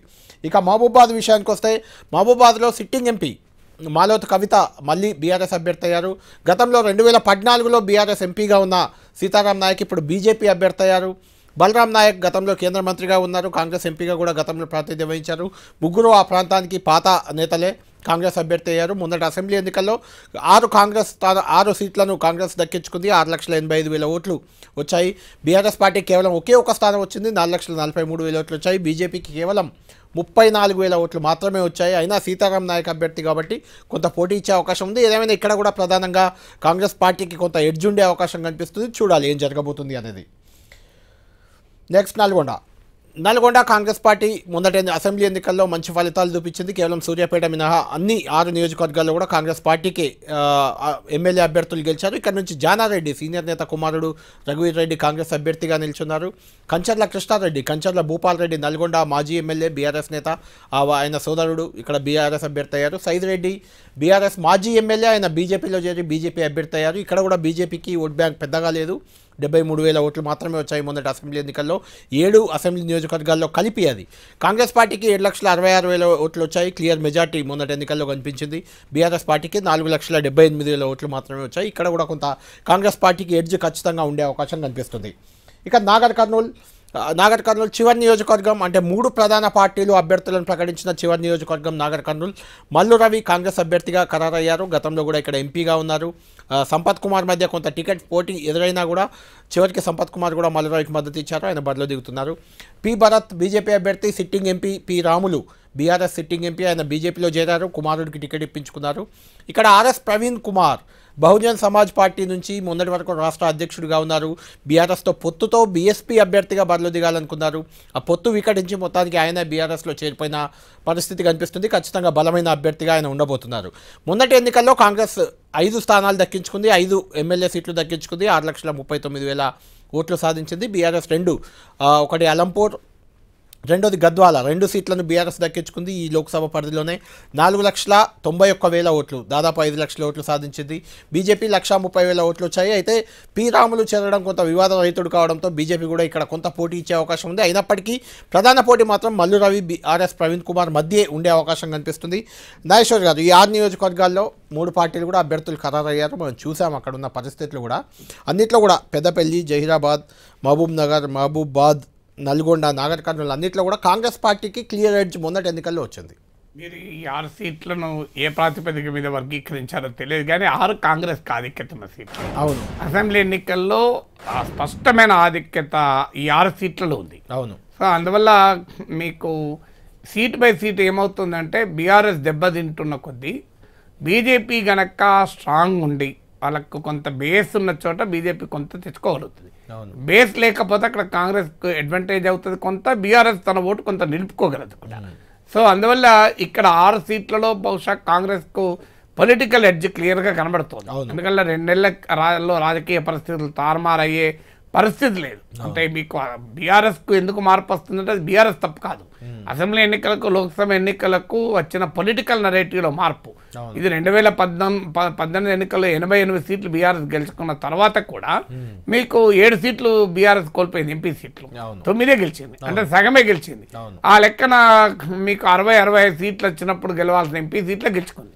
అందువల్ల 2018 అసెంబ్లీ ఎన్నికల అపూర్వ విజయం తర్వాతనే జరిగిన లోక్సభ ఎన్నికల కొద్ది నెలల్లోనే బీఆర్ఎస్ దెబ్బతింది. ఇప్పుడు అసెంబ్లీ ఎన్నికల్లో ఓడిపోయిన తర్వాత ఇంకెక్కువ దెబ్బతింటుంది. అందువల్ల it is more related to assembly parliament ఎలక్షన్ల మధ్య నుండే పొలిటికల్ నరేటివ్ ఉన్న తేడా వల్ల బీఆర్ దెబ్బతింది. ఇక్కడ ఒక్కటి ఈ 6 నియోజకవర్గాల్లో ఒకటి ఇంట్రెస్టింగ్ సీట్ మనకు కనిపిస్తుంది, అది నాగర్ కర్నూలు. అంటే ఆర్ఎస్ ప్రవీణ్ కుమార్ అక్కడ అభ్యర్థి అవ్వడం అనేది కొంత ఆయన బీఎస్పీ బహుజన్ సమాజ్ స్వేరోస్ ఇట్లా కొంత యాక్టివిస్ట్గా ఉన్నారు ఆయన అంటే మొన్నటి. అక్కడ మీకు ఇంట్రెస్టింగ్ అంశం ఏమైందంటే మల్లురవ్వమో చాలా సీనియర్ నాయకుడు, కాన్స్టిట్యున్సీతో చాలా సుదీర్ఘకాలం సంబంధం ఉన్న నాయకుడు.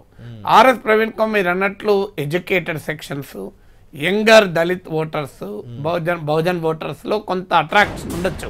ఆయన బీఎస్పీ నుంచి బీఆర్ఎస్లో చేరడం చాలామంది డైజెస్ట్ చేసుకోలేకపోతున్నారు. ఎందుకంటే దళిత బహుజనవాదానికి బీఆర్ఎస్కి ఏం సంబంధము, అందులో కేసీఆర్ను ఆ స్థాయిలో విమర్శించినటువంటి నాయకుడు ఆ దళిత బంధును కూడా వ్యతిరేకించాడు. సో ఇవి ఇంట్రెస్టింగ్ అయితే రాజకీయాల్లో ఇప్పుడు దళిత బంధును విమర్శించిన నాయకుడిని నువ్వు బీఆర్ఎస్లో చేర్చుకున్నప్పుడు కేసీఆర్ ఉపన్యాసంలో దళిత బంధు గురించి ప్రస్తావించాడు. దళిత బంధు యూనిక్ స్కీమ్ అని. కనీసం అది వదిలేసి పిల్లల దళిత బిడ్డలకు చదువు చెప్పినాం, రెసిడెన్షియల్ స్కూల్ పెట్టినాం అంటే అక్కడ ప్రవీణ్ కుమార్కు లింక్ ఏర్పడుతుంది. కానీ బీఆర్ఎస్ కేసీఆర్ ప్రవీణ్ కుమార్కు లింక్ లేని దళిత బంధు గురించి ప్రస్తావించాడు. అంటే ఇక్కడ నాగేశ్వర్ గారు, రాజకీయాల్లో రాజకీయ నాయకులు పార్టీ మారినప్పుడు ఆ మైండ్ సెట్ అనేది మారిపోతుంటుంది. దానికి ఒక ఎగ్జాంపుల్ నేను మీకు చెప్తాను. దళిత బంధు ప్రకటించిన రోజు నాతో మోతుకుపల్లి నరసింహులు ఇదే స్టూడియోలో ఇలానే కూర్చున్నారు. ఆయనకు ఒకటి పాత వీడియో వినిపించాను. దళిత ద్రోహి కేసీఆర్ రాజ్యాంగాన్ని మారుస్తా అన్నాడు, అంబేద్కర్ను అవమానించాడు అన్న ఆయన బయట అతనికే వినిపించాను. ఆ సందర్భంగా ఆయన అన్నది కేసీఆర్ దేవుడు, దళిత బంధు లాంటి స్కీమ్ ప్రకటించడం అసలు ప్రపంచంలోనే లేదు, ఇది కేసీఆర్కు చేతులు ఎత్తి దండం పెడుతున్నాను కూడా అన్నారు. మోత్పల్లి నరసింహంలో ఆర్ఎస్ ప్రవీణ్ కుమార్ ఒకే రకంగా చెయ్యలేము అంటే చూడరు. అవును, మీరు ప్రజలు డిఫరెంట్ ఎక్స్పెక్టేషన్స్ ఉంటారు. ఇప్పుడు ఒకే తప్పు ఇద్దరు చేస్తే ఆ వ్యక్తులను బట్టి ఉంటుంది. సగటు రాజకీయ నాయకుని పట్ల సీరియస్ గా తీసుకోరు, వాళ్ళు అంతే కదా అని. బట్ ఆర్ఎస్ ప్రవీణ్ కుమార్ ఆ క్రైటీరియాగా చూడరు జనం కూడా. తర్వాత ఆయన దళిత బహుజనులకు నరసింహులకు తో పోలిక కాదు, కానీ ఆర్ఎస్ ప్రవీణ్ కుమార్కు ఉన్నది ఐడియాలజికల్ కమిట్మెంట్. ఆయన కొంత సైద్ధాంతిక నిబద్ధత కలిగి ఏళ్ల తరబడి కృషి చేసినటువంటి హిస్టరీ కూడా ఉన్న నాయకుడు. అందువల్ల ఆర్ఎస్ ప్రవీణ్ కుమార్ బీఆర్ఎస్ అభ్యర్థి అవ్వడం బీఆర్ఎస్కి ఆర్ఎస్ ప్రవీణ్ కుమార్కి ఇద్దరికి నష్టమే అంటారా? ఒక రకంగా నష్టం. ఆ నష్టం బీఆర్ఎస్కి ఏమి ఉండదు. ఎందుకు ఉండదు అంటే ఆర్ఎస్ ప్రవీణ్ కుమార్ కన్నా మించిన బెటర్ క్యాండిడేట్ ఏం బీఆర్ఎస్కి ఉండరు. ఎందుకంటే బీఆర్ఎస్ ఓటింగ్ ఎలాగూ ఉంటుంది.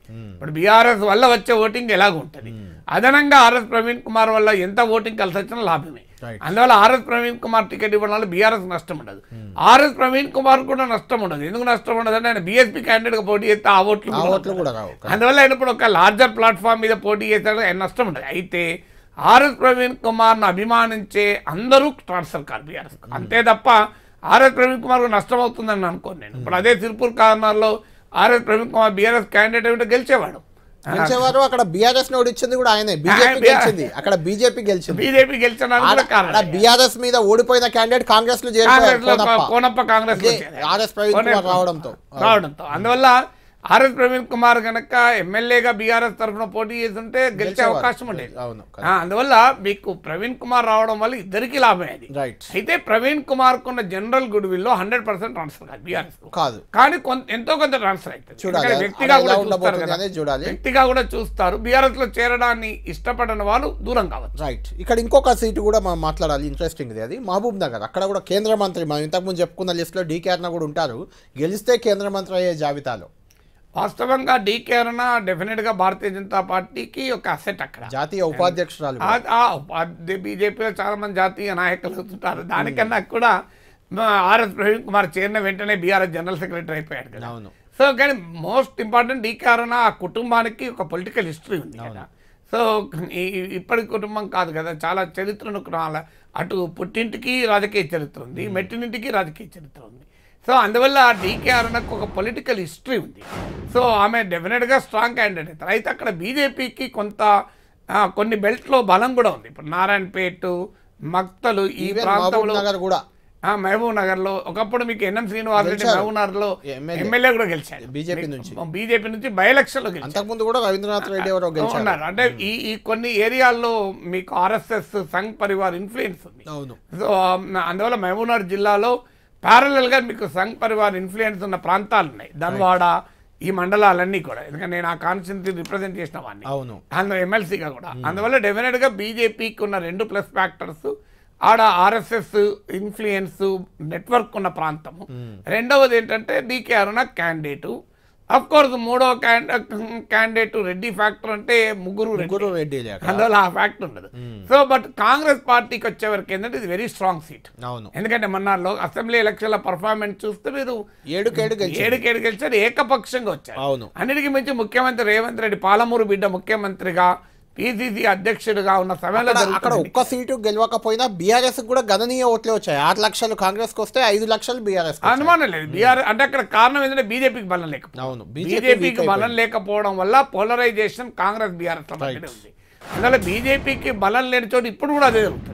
ఇప్పుడు పార్లమెంట్ ఎన్నికల్లో కూడా మీకు బీజేపీ బలం లేని చోట బీఆర్ఎస్ కు జరిగే నష్టం బీజేపీకి ఏం రాదు, కలిసి రాదు. ఇక్కడ బీజేపీ అభ్యర్థులు బలంగా ఉన్నా, బీజేపీ బలంగా ఉన్నా అక్కడ బీఆర్ఎస్ డ్యామేజ్ అయ్యే అవకాశం ఎక్కువ అవుతుంది. ఎందుకంటే బీఆర్ఎస్ డ్యామేజ్ అయ్యి కాంగ్రెస్ కి వచ్చేది ఎలాగో వస్తే బీజేపీ కూడా బీజేపీకి టర్న్ అవుతుంది. బీజేపీ కూడా కొంత టర్న్. ఇక్కడ మహబూబ్ నగర్ లో ఆ పరిస్థితి రావచ్చు. మహబూబ్ నగర్ ఆ పరిస్థితి రావడానికి అవకాశం అయితే ఉంది, ఖచ్చితంగా ఉంది. రైట్ నాగేశ్వర్ గారు, అక్కడ జితేందర్ రెడ్డి ఫ్యాక్టర్ కూడా మీకు బీజేపీలో జితేందర్ రెడ్డి కూడా రాలేదు, ఆయన కాంగ్రెస్ లో ఉన్నాడు. కాబట్టి కాంగ్రెస్ ఇంకా స్ట్రాంగ్ అయ్యే అవకాశం. ఎందుకంటే ఆయన గతంలో బీఆర్ఎస్ తరఫున ఎంపీగా గెలిచాడు, పార్లమెంట్ లో పక్ష నేతగా ఉన్నాడు, అన్ని రకాల వనరులు ఉన్నటువంటి నాయకుడు. ఆయన కుమారుడు కూడా మొన్న బీజేపీ అభ్యర్థిగా చేశారు నగర్ లో ఎమ్మెల్యేగా. కాబట్టి అది కొంత ఆ ఫ్యాక్టర్ కూడా కాంగ్రెస్ కి అడ్వాంటేజ్ అవుతుంది. చూడాలి అది బీజేపీకి ఎంతవరకు అది నష్టం చేకూరుస్తుంది అనేది. నాగేశ్వర్ గారు, ఇంకా 8 నియోజకవర్గాల్లో కాంగ్రెస్ పార్టీ అభ్యర్థులను ప్రకటించలేదు. ప్రకటించకపోయినా అభ్యర్థులు ఎవరో దాదాపుగా ఖరారైంది. అందులో వరంగల్, ఖమ్మం నుంచి బీజేపీ కూడా ప్రకటించలేదు. ఆ అభ్యర్థులు కూడా దాదాపు డిసైడ్ అయ్యారు. హైదరాబాద్ అదొక్కటి బీఆర్ఎస్ పెండింగ్లో పెట్టింది. అది కూడా గతంలో పోటీ చేసిన అభ్యర్థి మళ్ళీ బరిలో దిగే అవకాశం ఉంది. ఆ 8 నియోజకవర్గాల సినారియో ఎలా ఉందో చూద్దాం మనం. మిగిలిన 8 నియోజకవర్గాలు ఆదిలాబాద్, నిజామాబాద్, మెదక్, భువనగిరి, కరీంనగర్, వరంగల్, ఖమ్మం, హైదరాబాద్. ఈ 8 నియోజకవర్గాలకు ఇంకా అధికార కాంగ్రెస్ అభ్యర్థులను ప్రకటించలేదు. ఖమ్మం, వరంగల్లో బీజేపీ కూడా అభ్యర్థులను పెండింగ్లో పెట్టింది. హైదరాబాద్ మాత్రం బీఆర్ఎస్ పెండింగ్లో పెట్టింది. ఆ పెండింగ్లో పెట్టినప్పటికీ అక్కడ బరిలో దిగే అభ్యర్థులు ఎవరన్నారు దాదాపు ఖరారైంది. ఆ అభ్యర్థులు ఎవరు అంటే ఖరారు చేసిన అభ్యర్థులు ఎవరు, బరిలోకి దిగబోయేది ఎవరు, అక్కడ ఏ పార్టీ పరిస్థితి ఎలా ఉంది, ఇలాంటి అంశాలన్నీ 1 by 1 చూద్దాం. ముందు ఆదిలాబాద్ ఆత్రం సుగుణ కాంగ్రెస్ అభ్యర్థిగా బరిలో దిగబోతున్నారు. ఇంకా ఆమెను అభ్యర్థిగా ప్రకటించలేదు కాంగ్రెస్ పార్టీ. ఆమె మొన్ననే 2-3 రోజుల క్రితమే ఆమె ఉపాధ్యాయురాలు, వాస్తవానికి ఉపాధ్యాయ వృత్తికి రాజీనామా చేసి మరీ రేవంత్ రెడ్డి సమక్షంలో కాంగ్రెస్ పార్టీలో చేరిపోయారు. ఆమె అభ్యర్థి అక్కడ కాబోతున్నారు. ఆత్రం సక్కు ఆయన బీఆర్ఎస్ అభ్యర్థి, గతంలో సిట్టింగ్ ఎమ్మెల్యేగా ఉన్నారు. ఆయనకు ఎమ్మెల్యేగా ఆసిఫాబాద్ నుంచి అవకాశం ఇవ్వలేదు, ఆయనకు అప్పుడే ఎంపీ అవకాశం ఇస్తామని చెప్పారు. ఆయన అక్కడ బీఆర్ఎస్ అభ్యర్థి అయ్యారు. జి నగేష్ గతంలో బీఆర్ఎస్ నుంచి ఎంపీగా 2014లో గెలిచారు. ఆ తర్వాత ఆయనకు మళ్ళీ అవకాశం రాలేదు బీఆర్ఎస్లో. ఆయన ఇప్పుడు బీజేపీ అభ్యర్థి అయ్యారు, బీజేపీ పార్టీలో చేరారు. ఇది ఇక్కడ గత ఎన్నికల్లో, మొన్నటి అసెంబ్లీ ఎన్నికల్లో చూస్తే కాంగ్రెస్ పార్టీకి 2,52,000 ఓట్లు వస్తే కేవలం ఒకే సీటు వచ్చింది అక్కడ. బీఆర్ఎస్ పార్టీకి 4,05,000 ఓట్లు వచ్చాయి, 2 సీట్లు వచ్చాయి. అనూహ్యంగా అక్కడ బీజేపీకి ఆల్రెడీ బీజేపీ సిట్టింగ్ ఎంపీ ఉన్నారు. అక్కడ సిట్టింగ్ ఎంపీకి అక్కడ స్వయం బాబురావుకి బీజేపీ టికెట్ ఇవ్వలేదు ఈసారి. ఆయన బదులు జి నగేష్కి ఇచ్చింది. అయినా అక్కడ బీజేపీకి దాదాపు 5 లక్షలు 4,58,000 ఓట్లు వచ్చాయి. 4 ఎమ్మెల్యేలు కూడా ఈ పార్లమెంట్ పరిధిలో గెలిచారు. అంటే ఓవరాల్గా చూసుకున్నప్పుడు అక్కడ బీజేపీ లీడ్లో ఉంది, బీఆర్ఎస్ సెకండ్ ఉంది, కాంగ్రెస్ థర్డ్లో ఉంది. కాకపోతే అధికారంలోకి వచ్చింది కాబట్టి కాంగ్రెస్ పార్టీ చాలా సీరియస్గా దీన్ని తీసుకుంటుంది. ఇక్కడ ట్రయాంగిల్ ఫైట్ ఉండే అవకాశం కనిపిస్తుంది. నెక్స్ట్ నిజామాబాద్ కూడా చాలా ఇంట్రెస్టింగ్ నియోజకవర్గం. ఇక్కడ ఇంకా అభ్యర్థిని కాంగ్రెస్ పార్టీ ప్రకటించలేదు. జీవన్ రెడ్డి అక్కడ సిట్టింగ్ ఎమ్మెల్సీగా ఉన్నారు. మొన్న జగిత్యాల నుంచి ఎమ్మెల్యేగా ఓడిపోయారు. ఆయనకే అవకాశం దక్కే ఛాన్స్ కనిపిస్తుంది. ఇక్కడ నిజామాబాద్ నుంచి గతంలో కవిత 2 సార్లు పోటీ చేశారు. 2014లో గెలిచారు కల్వకుంట్ల కవిత. మొన్నటి ఎన్నికల్లో ఓడిపోయారు. ఆమెను రీప్లేస్ చేశారు. ఆమెకి ఈసారి అవకాశం ఇవ్వలేదు. బాజిరెడ్డి గోవర్ధన్ బలమైన నాయకుడే, ఆయన బరిలో దింపింది బీఆర్ఎస్. ధర్మపురి అరవింద్ బీజేపీ నుంచి 2వసారి బరిలో దిగబోతున్నారు. మొన్నటి ఎన్నికల్లో ఆయన గత ఎన్నికల్లో గెలిచారు. ఇప్పుడు మళ్ళీ ఆయనే బీజేపీ అభ్యర్థి అయ్యారు. అక్కడ మొన్నటి అసెంబ్లీ ఎన్నికలను చూస్తే కాంగ్రెస్ పార్టీకి 4,81,000 ఓట్లు వచ్చాయి. 2 ఎమ్మెల్యే అభ్యర్థులు గెలిచారు. అక్కడ బీఆర్ఎస్కి 3 ఎమ్మెల్యేలు గెలిచారు. ఈ పార్లమెంట్ పరిధిలో 3 ఉన్నారు. అందులో కోరుట్ల, జగిత్యాల 2 కూడా ఉమ్మడి కరీంనగర్ పరిధిలోకి వస్తాయి. బాల్కొండ నుంచి ప్రశాంత్ రెడ్డి కూడా ఉన్నారు. 4,17,000 ఓట్లు వచ్చాయి. బీజేపీకి 3,65,000 ఓట్లు వచ్చాయి. బీజేపీకి కూడా 2 ఎమ్మెల్యే అభ్యర్థులు గెలిచారు. అది నిజామాబాద్ పార్లమెంట్ పరిధిలో. అయితే కోరుట్ల నుంచి ధర్మపురి అరవింద్ మాత్రం ఎంపీ, ప్రస్తుత బీజేపీ సిట్టింగ్ ఎంపీ, బీజేపీ అభ్యర్థి కోరుట్లలో మాత్రం ఊడిపోయారు. అయినప్పటికీ ఇక్కడ 3 పార్టీలు కూడా కొంత టఫ్ ఫైట్ ఎదుర్కొనే అవకాశం కనిపిస్తుంది. గత అసెంబ్లీ ఎన్నికలను బేస్ చేసుకున్నప్పుడు ఇప్పుడు ఎలా ఉంటుందో మనం చూడాలి. నెక్స్ట్ మెదక్ ఇది ఒక కీలకమైన నియోజకవర్గం. మెదక్ నుంచి నీలం మధు కాంగ్రెస్ అభ్యర్థి అయ్యే అవకాశం ఉంది. ఇంకా అధికారికంగా ప్రకటించలేదు. వెంకట్రామరెడ్డి ఇక్కడ బీఆర్ఎస్ అభ్యర్థి ఎమ్మెల్సీగా ఉన్నారు. ఆయన మెదక్ జిల్లాకు సిద్దిపేటలో ఆయన అధికారిగా కూడా సిద్దిపేట కలెక్టర్గా కూడా పనిచేశారు. ఆ ఇమేజ్తో ఆయనకు కొంత ప్రజలతో సన్నిహిత సంబంధాలు ఉన్నాయి. ఇక రఘునందన్ రావు బీజేపీ అభ్యర్థి, గతంలో కూడా ఎంపీగా ఆయన పోటీ చేశారు. గత ఎన్నికల్లో 2 లక్షలకు పైగా ఓట్లు వచ్చాయి. మొదటి దుబ్బాక ఎన్నికల్లో ఆయన ఓడిపోయారు. మళ్ళీ ఆయన బరిలోకి దిగుతున్నారు మెదక్ నుంచి. మొదటి అసెంబ్లీ ఎన్నికలను పరిశీలిస్తే కాంగ్రెస్ పార్టీకి 4,18,000 ఓట్లు వచ్చాయి. ఒకే ఒక సీట్ దక్కింది, అది మెదక్ నుంచి రోహిత్ గెలిచారు. బీఆర్ఎస్కి 6,68,000 ఓట్లు వచ్చాయి. కాంగ్రెస్ కంటే చాలా, దాదాపు 2,50,000 మెజార్టీ లీడ్లో అక్కడ ఉంది. 6 సీట్లు వచ్చాయి ఈ పార్లమెంటు పరిధిలో 6. ఆ 6లోనే సిద్దిపేట నుంచి హరీష్ రావు ఉన్నారు, గజ్వేల్ నుంచి మాజీ ముఖ్యమంత్రి కేసీఆర్ ఉన్నారు, దుబ్బాక నుంచి రఘునందన్ రావు మీద గెలిచిన కొత్త ప్రభాకర్ రెడ్డి. చాలా బలమైన ఓటు బ్యాంక్ ఉంది అక్కడ. బీజేపీకి కేవలం 2,90,000 ఓట్లు వచ్చాయి. గతంలో రఘునందన్ రావు ఎంపీగా పోటీ చేసినప్పుడు 2 లక్షలకు పైగా ఓట్లు వచ్చాయి. ఓవరాల్గా చూసుకున్నప్పుడు ఈ నియోజకవర్గం కూడా చాలా కీలకంగా కాబోతుంది. ఎందుకంటే బీఆర్ఎస్ ఖచ్చితంగా గెలిచే అవకాశం ఉన్న నియోజకవర్గంగా దీన్ని చెప్తుంటారు. మొదటి నుంచి కూడా బీఆర్ఎస్ ఆవిర్భావం నుంచి నాగేశ్వర్ గారు మెదక్లో ప్రతిసారి బీఆర్ఎస్ గెలుస్తూ వచ్చింది. 2004లో ఆలయ నరేంద్ర గెలిచారు. అభ్యర్థులు మారుతున్నారు. విజయశాంతి గెలిచారు, కొత్త ప్రభాకర్ రెడ్డి గెలిచారు, కేసీఆర్ గెలిచారు. మెదక్ లోక్సభ స్థానంలో ఎప్పుడు కూడా ఓడిపోలేదు బీఆర్ఎస్. ఇప్పుడు ఎలా ఉండబోతుంది? మీరు అన్నట్లు మెదక్ కేసీఆర్కు బీఆర్ఎస్కు పరీక్ష. అవును, మెదక్ ఏమో ఆయన సొంత జిల్లా, కరీంనగర్ ఏమో సెంటిమెంట్ జిల్లా. కరీంనగర్ నుంచి అన్ని కార్యక్రమాలు మొదలు పెడతాడు. మొన్న పార్లమెంట్ ఎన్నికల నగారా కూడా కరీంనగర్ నుంచి కేసీఆర్ మోగించాడు. సో అందువల్ల మీకు మెదక్ ఒకటి, అలాగే భువనగిరి ఒకటి, ఆదిలాబాదు, నిజామాబాదు, ఈ సీట్లలో ఏం జరుగుతుంది అంటే మీకు బీఆర్ఎస్ బలహీనపడము అనేదే ఫ్యాక్టర్ అవుతుంది. ఆ బలహీనత కనుక బీజేపీ కనుక ట్రాన్స్ఫర్ అయితే బీజేపీ గెలుస్తుంది. బీజేపీకి ట్రాన్స్ఫర్ కాక బీఆర్ఎస్ ఓటు నిలబెట్టుకుంటే అక్కడ చాలా ఆసక్తికరమైన ముక్కోన పోటీ ఉంటుంది. అందువల్ల ఇక్కడ బీజేపీ ఫ్యాక్టర్ కన్నా బీఆర్ఎస్ ఫ్యాక్టర్ జాగ్రత్తగా చూడాలి మీకు. ఎందుకంటే ఈ ఏరియాలో ఇప్పుడు కొంత నిజామాబాద్, ఆదిలాబాద్ బీజేపీకి సొంతగా బలం ఉంది. మీకు భువనగిరిలో సొంతగా నల్గొండతో పోలిస్తే బలం ఉంది, గతంలో ఓటింగ్ ఉంది. మీకు ఈవెన్ మెదక్లోనే ఇప్పుడు మీకు దుబ్బాక ఎగ్జాంపుల్ కదా. సో దుబ్బాక అసెంబ్లీ సెగ్మెంట్లో బీజేపీ గెలిచింది. రఘునందన్ రావు ఫ్యాక్టరీ కారణమై ఉంటే ఈసారి 50,000తో రఘునందన్ ఓడిపోకూడదు కదా. అక్కడ 50,000 ఓడిపోయారు. గజ్వేల్లో ఈటెల రాజేందర్ బలమైన అభ్యర్థి, ఆయన 45,000తో ఓడిపోయారు. పక్కనే సిద్దిపేటలో ఎప్పటిలాగా 80,000 లీడ్ వచ్చింది. ఓవరాల్ గా 3 నియోజకవర్గాలనే 1,50,000 లీడ్. బీఆర్ఎస్ బలంగా తెలంగాణలో ఉన్న 17 సీట్లలో మెదకే మొదలంటూ గెలిస్తే మెదకే గెలవాలి. అవును, ఇక మెదక్లే ఓడిపోతే అంతా ఓడిపోతారు మీరు. అందుకే ఇది మిగతా ఎక్కువ సీట్లు ఓడిపోతారు. అందువల్ల డెఫినెట్గా మెదక్ సీట్ అనేది it becomes a very very critical seat for BRS. కానీ బీఆర్ఎస్ ఓటింగ్ కోల్పోతే అది బీజేపీకి ఏ రకంగా బెనిఫిట్ అవుతుందో చూడాలి.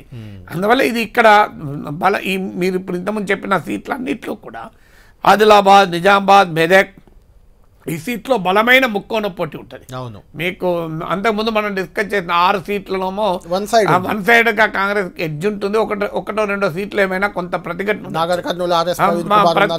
కొంత ప్రతిఘటన ఉండొచ్చు. నాగర్ కర్నూలు, మహబూబ్నగర్ ఇట్లాంటి సీట్లు. కానీ ఇక్కడికి వచ్చేవరకు ఏంటంటే ఈ సీట్లలో ట్రూత్ ట్రయాంగులర్ కంటెస్ట్ ఉండే అవకాశం, కాబట్టి ఎవరైనా బయటపడే అవకాశం ఉండేటువంటి సీట్లలో మీకు ఆదిలాబాద్, నిజామాబాద్, మెదక్ ఈ సీట్లు చాలా కీలకంగా ఉంటాయి. ఈవెన్ కరీంనగర్ కూడా. అవును, రైట్. మిగిలిన నియోజకవర్గాలు చూద్దాం 1 by 1. భువనగిరి ఇప్పుడు చూద్దాం. భువనగిరిలో బూర నర్సయ్య గౌడ్ గతంలో 2 సార్లు ఆయన బీఆర్ఎస్ నుంచి పోటీ చేశారు. 2014లో బీఆర్ఎస్ అభ్యర్థిగా గెలిచారు. ఆ తర్వాత సిట్టింగ్ ఎంపీగా బరిలో దిగి కేవలం 5,000 ఓట్ల తేడాతోనే ఓడిపోయారు. ఇప్పుడు ఆయన బీజేపీ అభ్యర్థి అయ్యారు. అక్కడ నుంచి క్యామ మల్లేష్ బీసీ ఈక్వేషన్స్తో బరిలోకి దింపింది బీఆర్ఎస్ పార్టీ. క్యామ మల్లేష్ని బలమైన ఆర్థికంగా కూడా బలమైన నాయకుడిగా ఉన్నారు, ఆయనకు బరిలో దింపింది. చామల కిరణ్ కుమార్ రెడ్డి ఇంకా అధికారికంగా ఖరారు కాలేదు, కానీ దాదాపు ఆయనే ఇక్కడ అభ్యర్థి అయ్యే అవకాశం కనిపిస్తుంది. ఇద్దరు బీసీ ఈక్వేషన్, ఒకరు రెడ్డి సామాజిక వర్గం అభ్యర్థికి టికెట్ దక్కబోతుంది. ఇక్కడ మొన్నటి ఎన్నికల్లో చూస్తే భువనగిరి పార్లమెంట్ పరిధిలో 6 నియోజకవర్గాల్లో కూడా కాంగ్రెస్ పార్టీ గెలిచింది. 8,17,000 ఓట్లు దక్కాయి. బీఆర్ఎస్ పార్టీ కేవలం ఒకే ఒక స్థానంలో గెలిచింది. 5,60,000 ఓట్లు మాత్రం దక్కించుకుంది. బీజేపీ కేవలం 74,000 ఓట్లు మాత్రమే దక్కించుకుంది. అయినా ఇక్కడ బూర నర్సయ్య గౌడ్కున్న ఇమేజ్ కావచ్చు, పార్లమెంట్ ఎన్నికలు కావచ్చు, కొంత అడ్వాంటేజ్గా మారే అవకాశం అయితే కనిపిస్తుంది. కరీంనగర్ కరీంనగర్ మనకు తెలుసు, బండి సంజయ్ సిట్టింగ్ ఎంపీగా ఉన్నారు.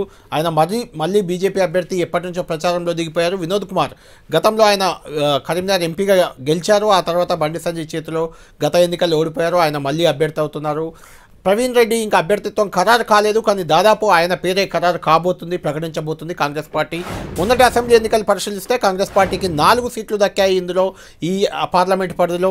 అందులో 5,12,352 ఓట్లు కాంగ్రెస్ పార్టీకి వచ్చాయి. దాదాపు అంతకంటే 5,000 ఓట్లు మాత్రమే, కేవలం 5,000 గ్యాపే ఉంది కాంగ్రెస్కి బీఆర్ఎస్కి. అక్కడ 5,17,601 ఓట్లు వచ్చాయి.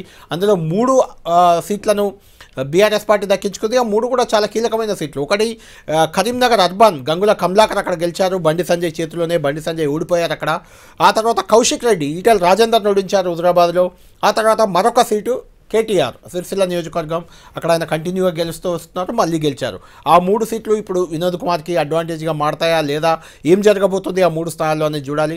బీజేపీకి కూడా 2,50,000 ఓట్లు వచ్చాయి. అంటే కంపారిటివ్లీ కాంగ్రెస్ బీఆర్ఎస్ సగం ఓట్లు మాత్రమే వచ్చాయి. అయినా బండి సంజయ్ బలమైన అభ్యర్థి. అక్కడ ఈ ముగ్గురి మధ్య కొంత ట్రయాంగిల్ ఫైట్ ఉండే అవకాశం అయితే కనిపిస్తుంది. నెక్స్ట్ వరంగల్ నుంచి Pasnoor Dayakar sitting MP BRS party నుంచి. అయితే ఆయన కాంగ్రెస్లో చేరారు. దాదాపు ఆయనే అభ్యర్థిగా ఖరారు కాబోతున్నారు. ఆయన పేరే ఖరారు కాబోతుంది. కడియం కావ్య, కడియం శ్రీహరి కుమార్తె ఆమె. మొదటిసారి ఎన్నికల బరిలో దిగుతున్నారు బీఆర్ఎస్ అభ్యర్థిగా. ఆరూర్ రమేష్, ఆయన కూడా మాజీ ఎమ్మెల్యే వర్ధన్నపేట, బీఆర్ఎస్ మాజీ ఎమ్మెల్యే, బీజేపీ అభ్యర్థి అయ్యారు. ఇక్కడ ఇంట్రెస్టింగ్ ఫ్యాక్టర్ ఏంటంటే కడియం కావ్య ఆల్రెడీ బీఆర్ఎస్ అభ్యర్థి, బీఆర్ఎస్ నాయకురాలు కడియం శ్రీహరి కుమార్తె. పస్నూర్ దయాకర్ కూడా ఇప్పుడు బీఆర్ఎస్ నాయకుడిగానే మొన్నటి వరకు ఉన్నారు, కాంగ్రెస్లో చేరి ఇప్పుడు ఆయన కాంగ్రెస్ అభ్యర్థి. ఆరూర్ రమేష్ కూడా బీఆర్ఎస్లోనే మొన్నటి వరకు ఉన్నారు, ఆయన బీజేపీలో చేరి బీజేపీ అభ్యర్థి అయ్యారు. అంటే ముగ్గురు బీఆర్ఎస్కు సంబంధించిన వ్యక్తులుగానే మనం ఇప్పుడు చూడాలి వాళ్ళ ముగ్గురిని కూడా. కాంగ్రెస్ పార్టీకి ఇక్కడ మొన్నటి అసెంబ్లీ ఎన్నికల్లో 6,63,000 ఓట్లతో 6 సీట్లు దక్కించుకుంది. బీఆర్ఎస్ పార్టీ మాత్రం కేవలం ఒకే ఒకటి స్టేషన్ గన్పూర్లో మాత్రమే గెలిచింది. అది 5,12,620 ఓట్లతో గెలిచింది. కడియం శ్రీహరి గెలిచారు అక్కడ. బీజేపీ 1,56,000 ఓట్లు మాత్రమే దక్కించుకుంది. ఇక్కడ నుంచి ఈసారి ఎలా ఉండబోతుంది అనేది మనం చూడాలి. ఇక ఖమ్మం విషయానికి వస్తే ఖమ్మంలో పొంగులేటి శ్రీనివాస్ రెడ్డి సోదరుడు, ఆయన అభ్యర్థి కాబోతున్నారు, కాంగ్రెస్ అభ్యర్థి. నామా నాగేశ్వరరావు బీఆర్ఎస్ అభ్యర్థి ఆల్రెడీ ప్రకటించారు. జలగం వెంకట్రావు కూడా బీజేపీ నుంచి బరిలో దిగే అవకాశం కనిపిస్తుంది. ఆయన కూడా బీఆర్ఎస్ నుంచే బీజేపీలో చేరారు. ఇక్కడ కూడా ముగ్గురి పరిస్థితి ఇంతకుముందు మనం ఏదైతే చెప్పుకున్నామో వరంగల్ లాగే పొంగులేటి శ్రీనివాస్ రెడ్డి కూడా ఎన్నికల ముందే బీఆర్ఎస్ నుంచి బీజేపీలో చేరారు. ఆయన సోదరుడే ప్రసాద్ రెడ్డి. నామనాగేశ్వరరావు బీఆర్ఎస్ అభ్యర్థి. జలగం వెంకట్రావు కూడా మొన్నటి వరకు బీఆర్ఎస్లో ఉన్నారు. మొన్నటి అసెంబ్లీ ఎన్నికల్లో ఆయన ఫార్వర్డ్ బ్లాక్ నుంచి పోటీ చేశారు, కొత్తగూడెంలో ఓడిపోయారు. ఇప్పుడు ఆయన బీజేపీ అభ్యర్థి అయ్యే అవకాశం ఉంది. ఇక్కడ చూస్తే కూడా మొన్న క్లీన్ స్వీప్ చేసింది కాంగ్రెస్ పార్టీ. 7,32,000 ఓట్లతో 6 కాంగ్రెస్కి వచ్చాయి, 1 కొత్తగూడెం సిపిఐ దక్కించుకుంది. బీఆర్ఎస్కు 4,67,000 ఓట్లు మాత్రమే వచ్చాయి. బీజేపీకి అతి తక్కువగా 14,881 మాత్రమే వచ్చాయి. బీజేపీ జనసేన అలయన్స్లో అవి 7 అసెంబ్లీ నియోజకవర్గాల్లో కూడా. నాగేశ్వర్ గారు, చివరిగా మనం లాస్ట్గా హైదరాబాద్ మాట్లాడదాం. ఈ నియోజకవర్గాలు ఇప్పుడు మనం చెప్పిన నియోజకవర్గాల్లో ఇంకా అభ్యర్థులు ఖరారు కాలేదు. భువనగిరి, కరీంనగర్, వరంగల్, ఖమ్మం కాంగ్రెస్ పార్టీ నుంచి ఖరారు కాకపోయినా దాదాపు మనం చెప్పిన వాళ్ళే దిగే అవకాశం ఉంది. ఇందులో మీకు ముఖ్యంగా ఖమ్మంలో చాలామంది పోటీ పడ్డారు కాంగ్రెస్ టికెట్ కోసం. పొంగులేటి శ్రీనివాస్ రెడ్డి సోదరునికే దాదాపు దక్కే అవకాశం ఉంది. ఎందుకు పోటీ పడ్డారంటే అక్కడ నిలబడితే చాలు టికెట్ గెలిచినట్టే. లేదు, సోనియా గాంధీ వస్తుందన్నా అక్కడే అన్నారు, ఆ తర్వాత రాహుల్ గాంధీ అక్కడే అన్నారు. విఎన్ మంత్రావు కూడా నాది ఖమ్మం, నాకు టికెట్ ఇవ్వాలని అడిగారు. కాంగ్రెస్ లెఫ్ట్ అలియన్స్ వల్ల లాభపడే సీటు కూడా అదే. అవును, లెఫ్ట్ కూడా అడిగింది, ఆడ సిపిఐ కూడా అడిగింది. ఉన్నంతలో కొంత వాళ్ళ ఓటింగ్ ఉన్నది లెఫ్ట్ కూడా అక్కడే. అవును, ఎలా ఉండబోతుంది ఇక్కడ మీకు కాంగ్రెస్ పార్టీకి సాంప్రదాయంగా బాగా బలమున్న నియోజకవర్గం. కాంగ్రెస్ పార్టీకి ఇటీవల అసెంబ్లీ ఎన్నికల్లో కూడా బాగా ఓటింగ్ వచ్చింది. మీకు లాస్ట్ అసెంబ్లీ పార్లమెంట్ ఎలక్షన్లో బీఆర్ఎస్ గెలవడానికి కారణం ఏంటంటే కాంగ్రెస్ బాగా దెబ్బతినడము. తెలుగుదేశం పార్టీ ఓటింగ్ను కల్టివేట్ చేసిన బీఆర్ఎస్ మీకు ఎలాగైతే హైదరాబాద్ సిటీలో చేశారో, కేసీఆర్ చేసిన మరో ప్రయోగం ఏంటంటే టీడీపీని దెబ్బతీసి టీడీపీ వెనకాలన్న ఓటింగ్ను బీఆర్ఎస్ ముద్ర చేసగలిగారు. మీకు అక్కడే తుమ్మల నాగేశ్వరరావు, సండ్ర వెంకట వీరయ్య వీళ్ళంతా అక్కడి నుంచే ఖమ్మం జిల్లా నుంచే మీరు బీఆర్ఎస్లో చేరారు. సో అందువల్ల టీడీపీ ఈవెన్ వరస్ట్ కేస్ సినారియోలో కూడా 2 సీట్లు గెలుచుకున్న జిల్లా అది మీకు. అందువల్ల అక్కడ ఖమ్మంలో బీజేపీ అడ్రస్సే లేదు, ఆడ ఏ ప్రభావం బీజేపీ చూపదు. అయితే జలగం వెంకట్రావు రూపంలో కొంత అభ్యర్థి రూపంలో ఉన్న అభ్యర్థికి ఎంత బలం ఉన్నా అత్యంత బలహీనమైన పార్టీ అభ్యర్థిగా పోటీ చేస్తే ప్రభావం చూపరు, ఎంత బలమని ఉండండి. సో అత్యంత బలహీనమైన కొద్దిగా బలం ఉంటే కదా అభ్యర్థి రెండో ఫ్యాక్టర్ నాగేశ్వర్ గారు, అక్కడ ఆయన ఓట్లను చీల్చిన ఒకవేళ బీఆర్ఎస్ గెలుస్తారు. అంతే తప్ప ఆయన BRS బీఆర్ఎస్ నేపథ్యం ఉన్న నాయకుడు కాంగ్రెస్ కు వన్ సైడెడ్ గా తన ఓటు కన్సాలిడేట్ అవును.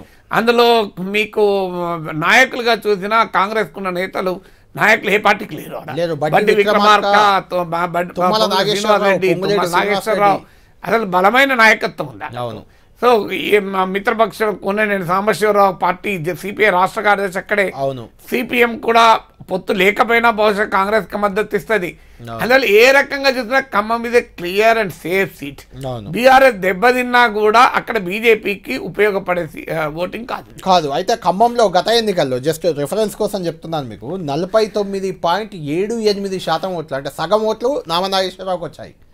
అంటే ఆ వాతావరణం ఇప్పుడు లేదు. అదంతా నిజంగా చెప్పాలంటే బీఆర్ఎస్ కాంగ్రెస్ పార్టీ బాగా బలహీనంగా ఉండడం వల్ల వచ్చిన ఓటింగ్ అది.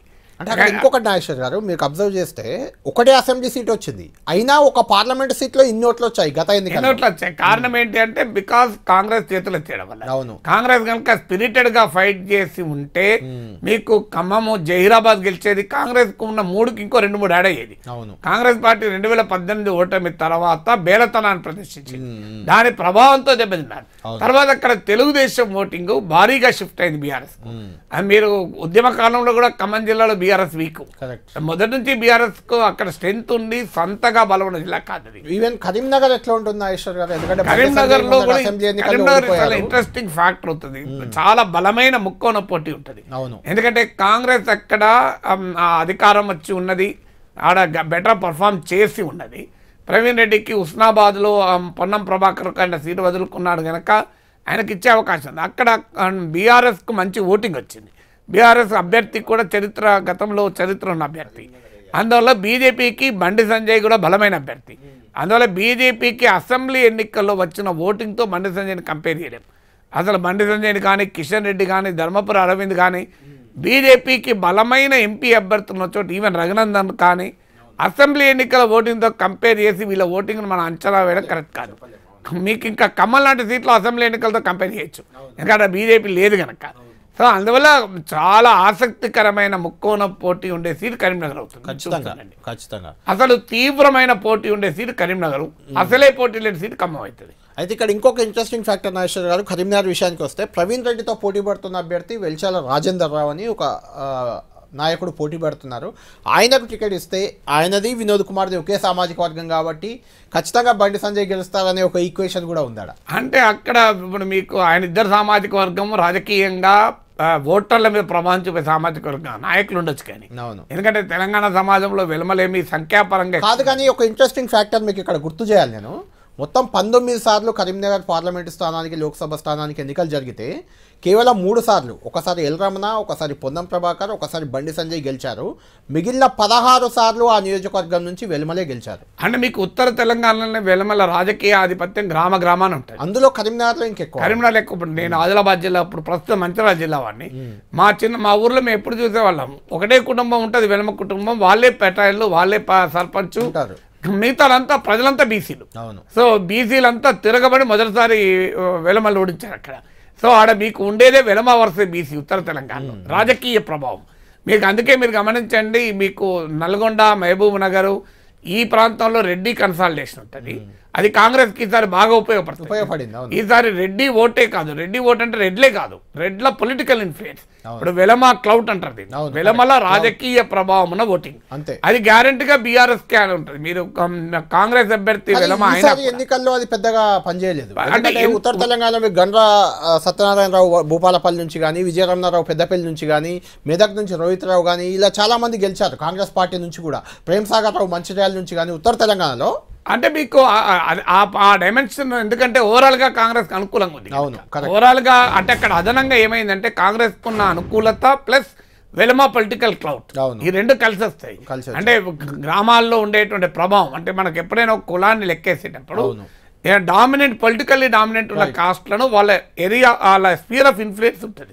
ఇప్పుడు ఆంధ్రప్రదేశ్కి అయితే మీకు కమ్మ ఓట్లే కాదు, కమ్మ స్పియర్ ఆఫ్ ఇన్ఫ్లుయెన్స్ ఉన్న ఓట్లు, అలాగే రెడ్డి స్పియర్ ఆఫ్ ఇన్ఫ్లుయెన్స్ ఉన్న ఓట్లు. అందుకే మీకు కరీంనగర్లో అన్నిసార్లు వెలుమలు కట్టడానికి కారణం వాళ్ళ స్పియర్ ఆఫ్ పొలిటికల్ ఇన్ఫ్లుయెన్స్ ఉంది. అంతే. రైట్ నాగేశ్వర్ గారు, ఫైనల్ హైదరాబాద్ విషయానికి వద్దాం. హైదరాబాద్ నేను ఫైనల్గా సెపరేట్గా ఎందుకు డిస్కస్ చేస్తున్నా అంటే మనం చూసాం హైదరాబాద్ 1984 నుంచి ఎంఐఎం అధినేత అప్పుడు సలావుద్దీన్ ఓవైసీ కంటిన్యూగా గెలుస్తూ వచ్చారు. 2004 నుంచి వరుసగా ఓవైసీ గెలుస్తూ వస్తున్నారు. అసదుద్దీన్ ఓవైసీ ఆయన కుమారుడు. ఇక్కడ గెలవడమే కాదు, హైదరాబాద్లో గత ఎన్నికల్లో 58.95% ఓట్లు ఓవైసీకి వచ్చాయి. ఇది ప్రత్యేకించి ఎందుకు చెప్తున్నా అంటే అంతకుముందు ఈ పరిస్థితి లేదు. 1996లో ఈవెన్ వెంకయ్య నాయుడు ఇక్కడ పోటీ చేశారు ఓవైసీ పైన, కేవలం 73,000 ఓట్ల తేడాతో ఓడిపోయారు ఆయన.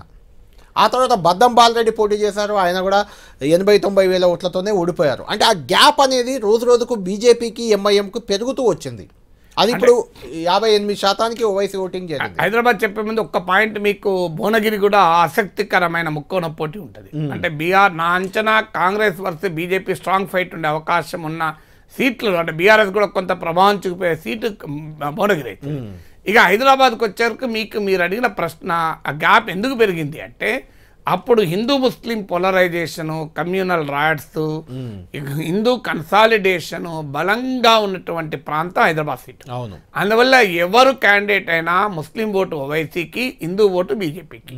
అంటే ఈ నియోజకవర్గంలో ఉన్న హిందూ ఓటర్ అంటూ ఉంటే ఏ పార్టీ అన్నా కానీ మీకు ఆటోమేటిక్గా ఇక్కడ నాగేశ్వర్ గారు మొన్నటి అసెంబ్లీ ఎన్నికల్లో మీకు ఒక్కసారి ఫిగర్ చెప్తాను. మొన్నటి అసెంబ్లీ ఎన్నికల్లో కాంగ్రెస్ పార్టీకి 49,900 అంటే దాదాపు 50,000 ఓట్లు మాత్రమే వచ్చాయి. 7 నియోజకవర్గాల్లో కలిపి కాంగ్రెస్కి వచ్చిన ఓట్లు. బీఆర్ఎస్కి వచ్చిన ఓట్లు కూడా జస్ట్ 63,000. కంపారిటివ్లీ గత ఎన్నికల్లో సెకండ్ బీఆర్ఎస్ ఉంది, ఇప్పుడు మొన్న తగ్గిపోయింది దాని పరిస్థితి. బీజేపీ 2,35,000 ఓట్లు వచ్చాయి ఓల్డ్ సిటీలో. ఒక సీటు కూడా వచ్చింది గోషామహల్ మనకు తెలుసు. ఎంఐఎంకి 5,17,000 ఓట్లు వచ్చాయి. ఇప్పుడు ఎంఐఎం నుంచి మళ్ళీ ఓవైసీ బరిలో దిగబోతున్నారు. బీజేపీ నుంచి అనూహ్యంగా మాధవిలత ఒక హిందుత్వ ప్రచారం చేస్తున్న ఒక విరంచి హాస్పిటల్స్ చైర్పర్సన్ ఆమెను తీసుకొచ్చి బరిలో దింపుతున్నారు. ఒక మహిళా నేత, కొంచెం ప్రయోగం అని చెప్పుకోవాలి దీన్ని. పి శ్రీకాంత్ అది బీఆర్ఎస్ నుంచి అభ్యర్థి, దాదాపు గత ఎన్నికల్లో పోటీ చేసిన వ్యక్తి, ఆయనకి ఇస్తారేమో. షహనాజ్ కూడా ఆల్మోస్ట్ ఖరారయ్యారు, మహిళా మైనార్టీ అభ్యర్థి. ఈ అభ్యర్థులను చూసినప్పుడు ఏమన్నా అభ్యర్థుల ప్రభావం ఉంటుందా, అసలు ఏముండదా? అంటే మీకు హైదరాబాద్ సీట్లో అభ్యర్థుల కన్నా కూడా పొలిటికల్ పోలరైజేషన్ గతంలోనైనా ఇప్పుడైనా ఎంఐఎం వర్సెస్ బీజేపీ, ముస్లిం వర్సెస్ హిందూ పోలరైజేషన్ అయ్యే సీట్ హైదరాబాదే. మీకు ఇంత పోలరైజేషన్ మీకు ఇంకెక్కడ ఉండదు. అయితే మీరు అన్నట్టు గ్యాప్ పెరిగింది. అంటే ఎంఐఎం వెనకాల ముస్లిం కన్సాలిడేషన్ పెరిగి బీజేపీ వెనకాల హిందూ కన్సాలిడేషన్ తగ్గింది. దానికి కారణం ఏంటంటే అప్పటి కమ్యూనల్ అట్మాస్ఫియర్ లేదు ఒకటి, తర్వాత తెలుగుదేశం పార్టీ ఎమర్జెన్స్, ఒక ప్రాంతీయ పార్టీ ఏర్పాటు, తెలంగాణ ఉద్యమము, ఇదంతా కూడా హిందూ ఓట్ను పోలరైజేషన్ నుంచి పక్కకు తప్పించింది. హిందూ ఓట్లు చీలి 3-4 పార్టీల మధ్య చీలి. దీనితో పాటు అధికార పార్టీకి ఎంఐఎంకి ఉండేటువంటి అన్అఫీషియల్ అవగాహన, అది 10 ఏళ్ళు కాంగ్రెస్ అధికారం ఉన్నప్పుడు, అదే 10 ఏళ్ళు బీఆర్ఎస్ అధికారం ఉన్నప్పుడు, ఇప్పుడు మళ్ళీ కొంత కాంగ్రెస్, ఇప్పుడు మళ్ళీ కాంగ్రెస్ వైపు చూస్తున్నారు. అందువల్ల ఇక్కడ కాంగ్రెస్ అభ్యర్థి, బీఆర్ఎస్ అభ్యర్థులు ఇద్దరు ఎంఐఎంకు సీరియస్ పోటీ ఇచ్చేలా ఈ 2 పార్టీలు పనిచేస్తాయని అనుకుంటున్నాను. అందువల్ల మిగిలింది ఎవరు? బీజేపీ. అంటే ఎంఐఎం పైన ట్రూగా ఫైట్ చేసే పార్టీ బీజేపీ అన్నది ఎవరికైనా కామన్ మ్యాన్కి అర్థమయ్యాను. అందువల్ల మీకు ఎంఐఎంకు వ్యతిరేకంగా పడే ఓటు అనివార్యంగా మీకు బీజేపీకి వస్తాయి. అయితే ఈ గ్యాప్ పెరగడానికి ఇంకో ఫ్యాక్టర్ కూడా ఉంది. అది ఎంఐఎంలో వచ్చిన మార్పు కూడా మీరు గమనిస్తే 30 ఏళ్ల కింద ఎంఐఎం ఒక కమ్యూనల్ పాలిటిక్సే ప్రధానంగా నడిపేది. ఇప్పుడు కమ్యూనల్ పాలిటిక్స్ లేవని కాదు, ఇప్పుడు ఐడెంటిటీ పాలిటిక్స్, అంటే ముస్లిం ఐడెంటిటీ పాలిటిక్స్ ఎక్కువ నడుపుతుంది. అంటే మీకు అందుకే ఎక్కడ పెద్ద ఎత్తున ఘర్షణలు, హిందువుల పైన దాడులు ఇవి లేవు. ఇప్పుడు ఏమైనా ముస్లిం అసర్షన్. ఈసారి కూడా పర్సెంటేజ్ ఏమైనా తగ్గడం పెరగడం ఉంటుందా? ఇదే డిఫికల్టీ ఆడ. ఎందుకంటే ఈ వచ్చిన రాజకీయ మార్పుల వల్ల తెలంగాణలో బీజేపీ అధికారంలోకి వచ్చే వాతావరణం ఉంటే తప్ప హైదరాబాద్ లో ఉండే పొలిటికల్ పోలరైజేషన్ మారుతుందని అనుకో.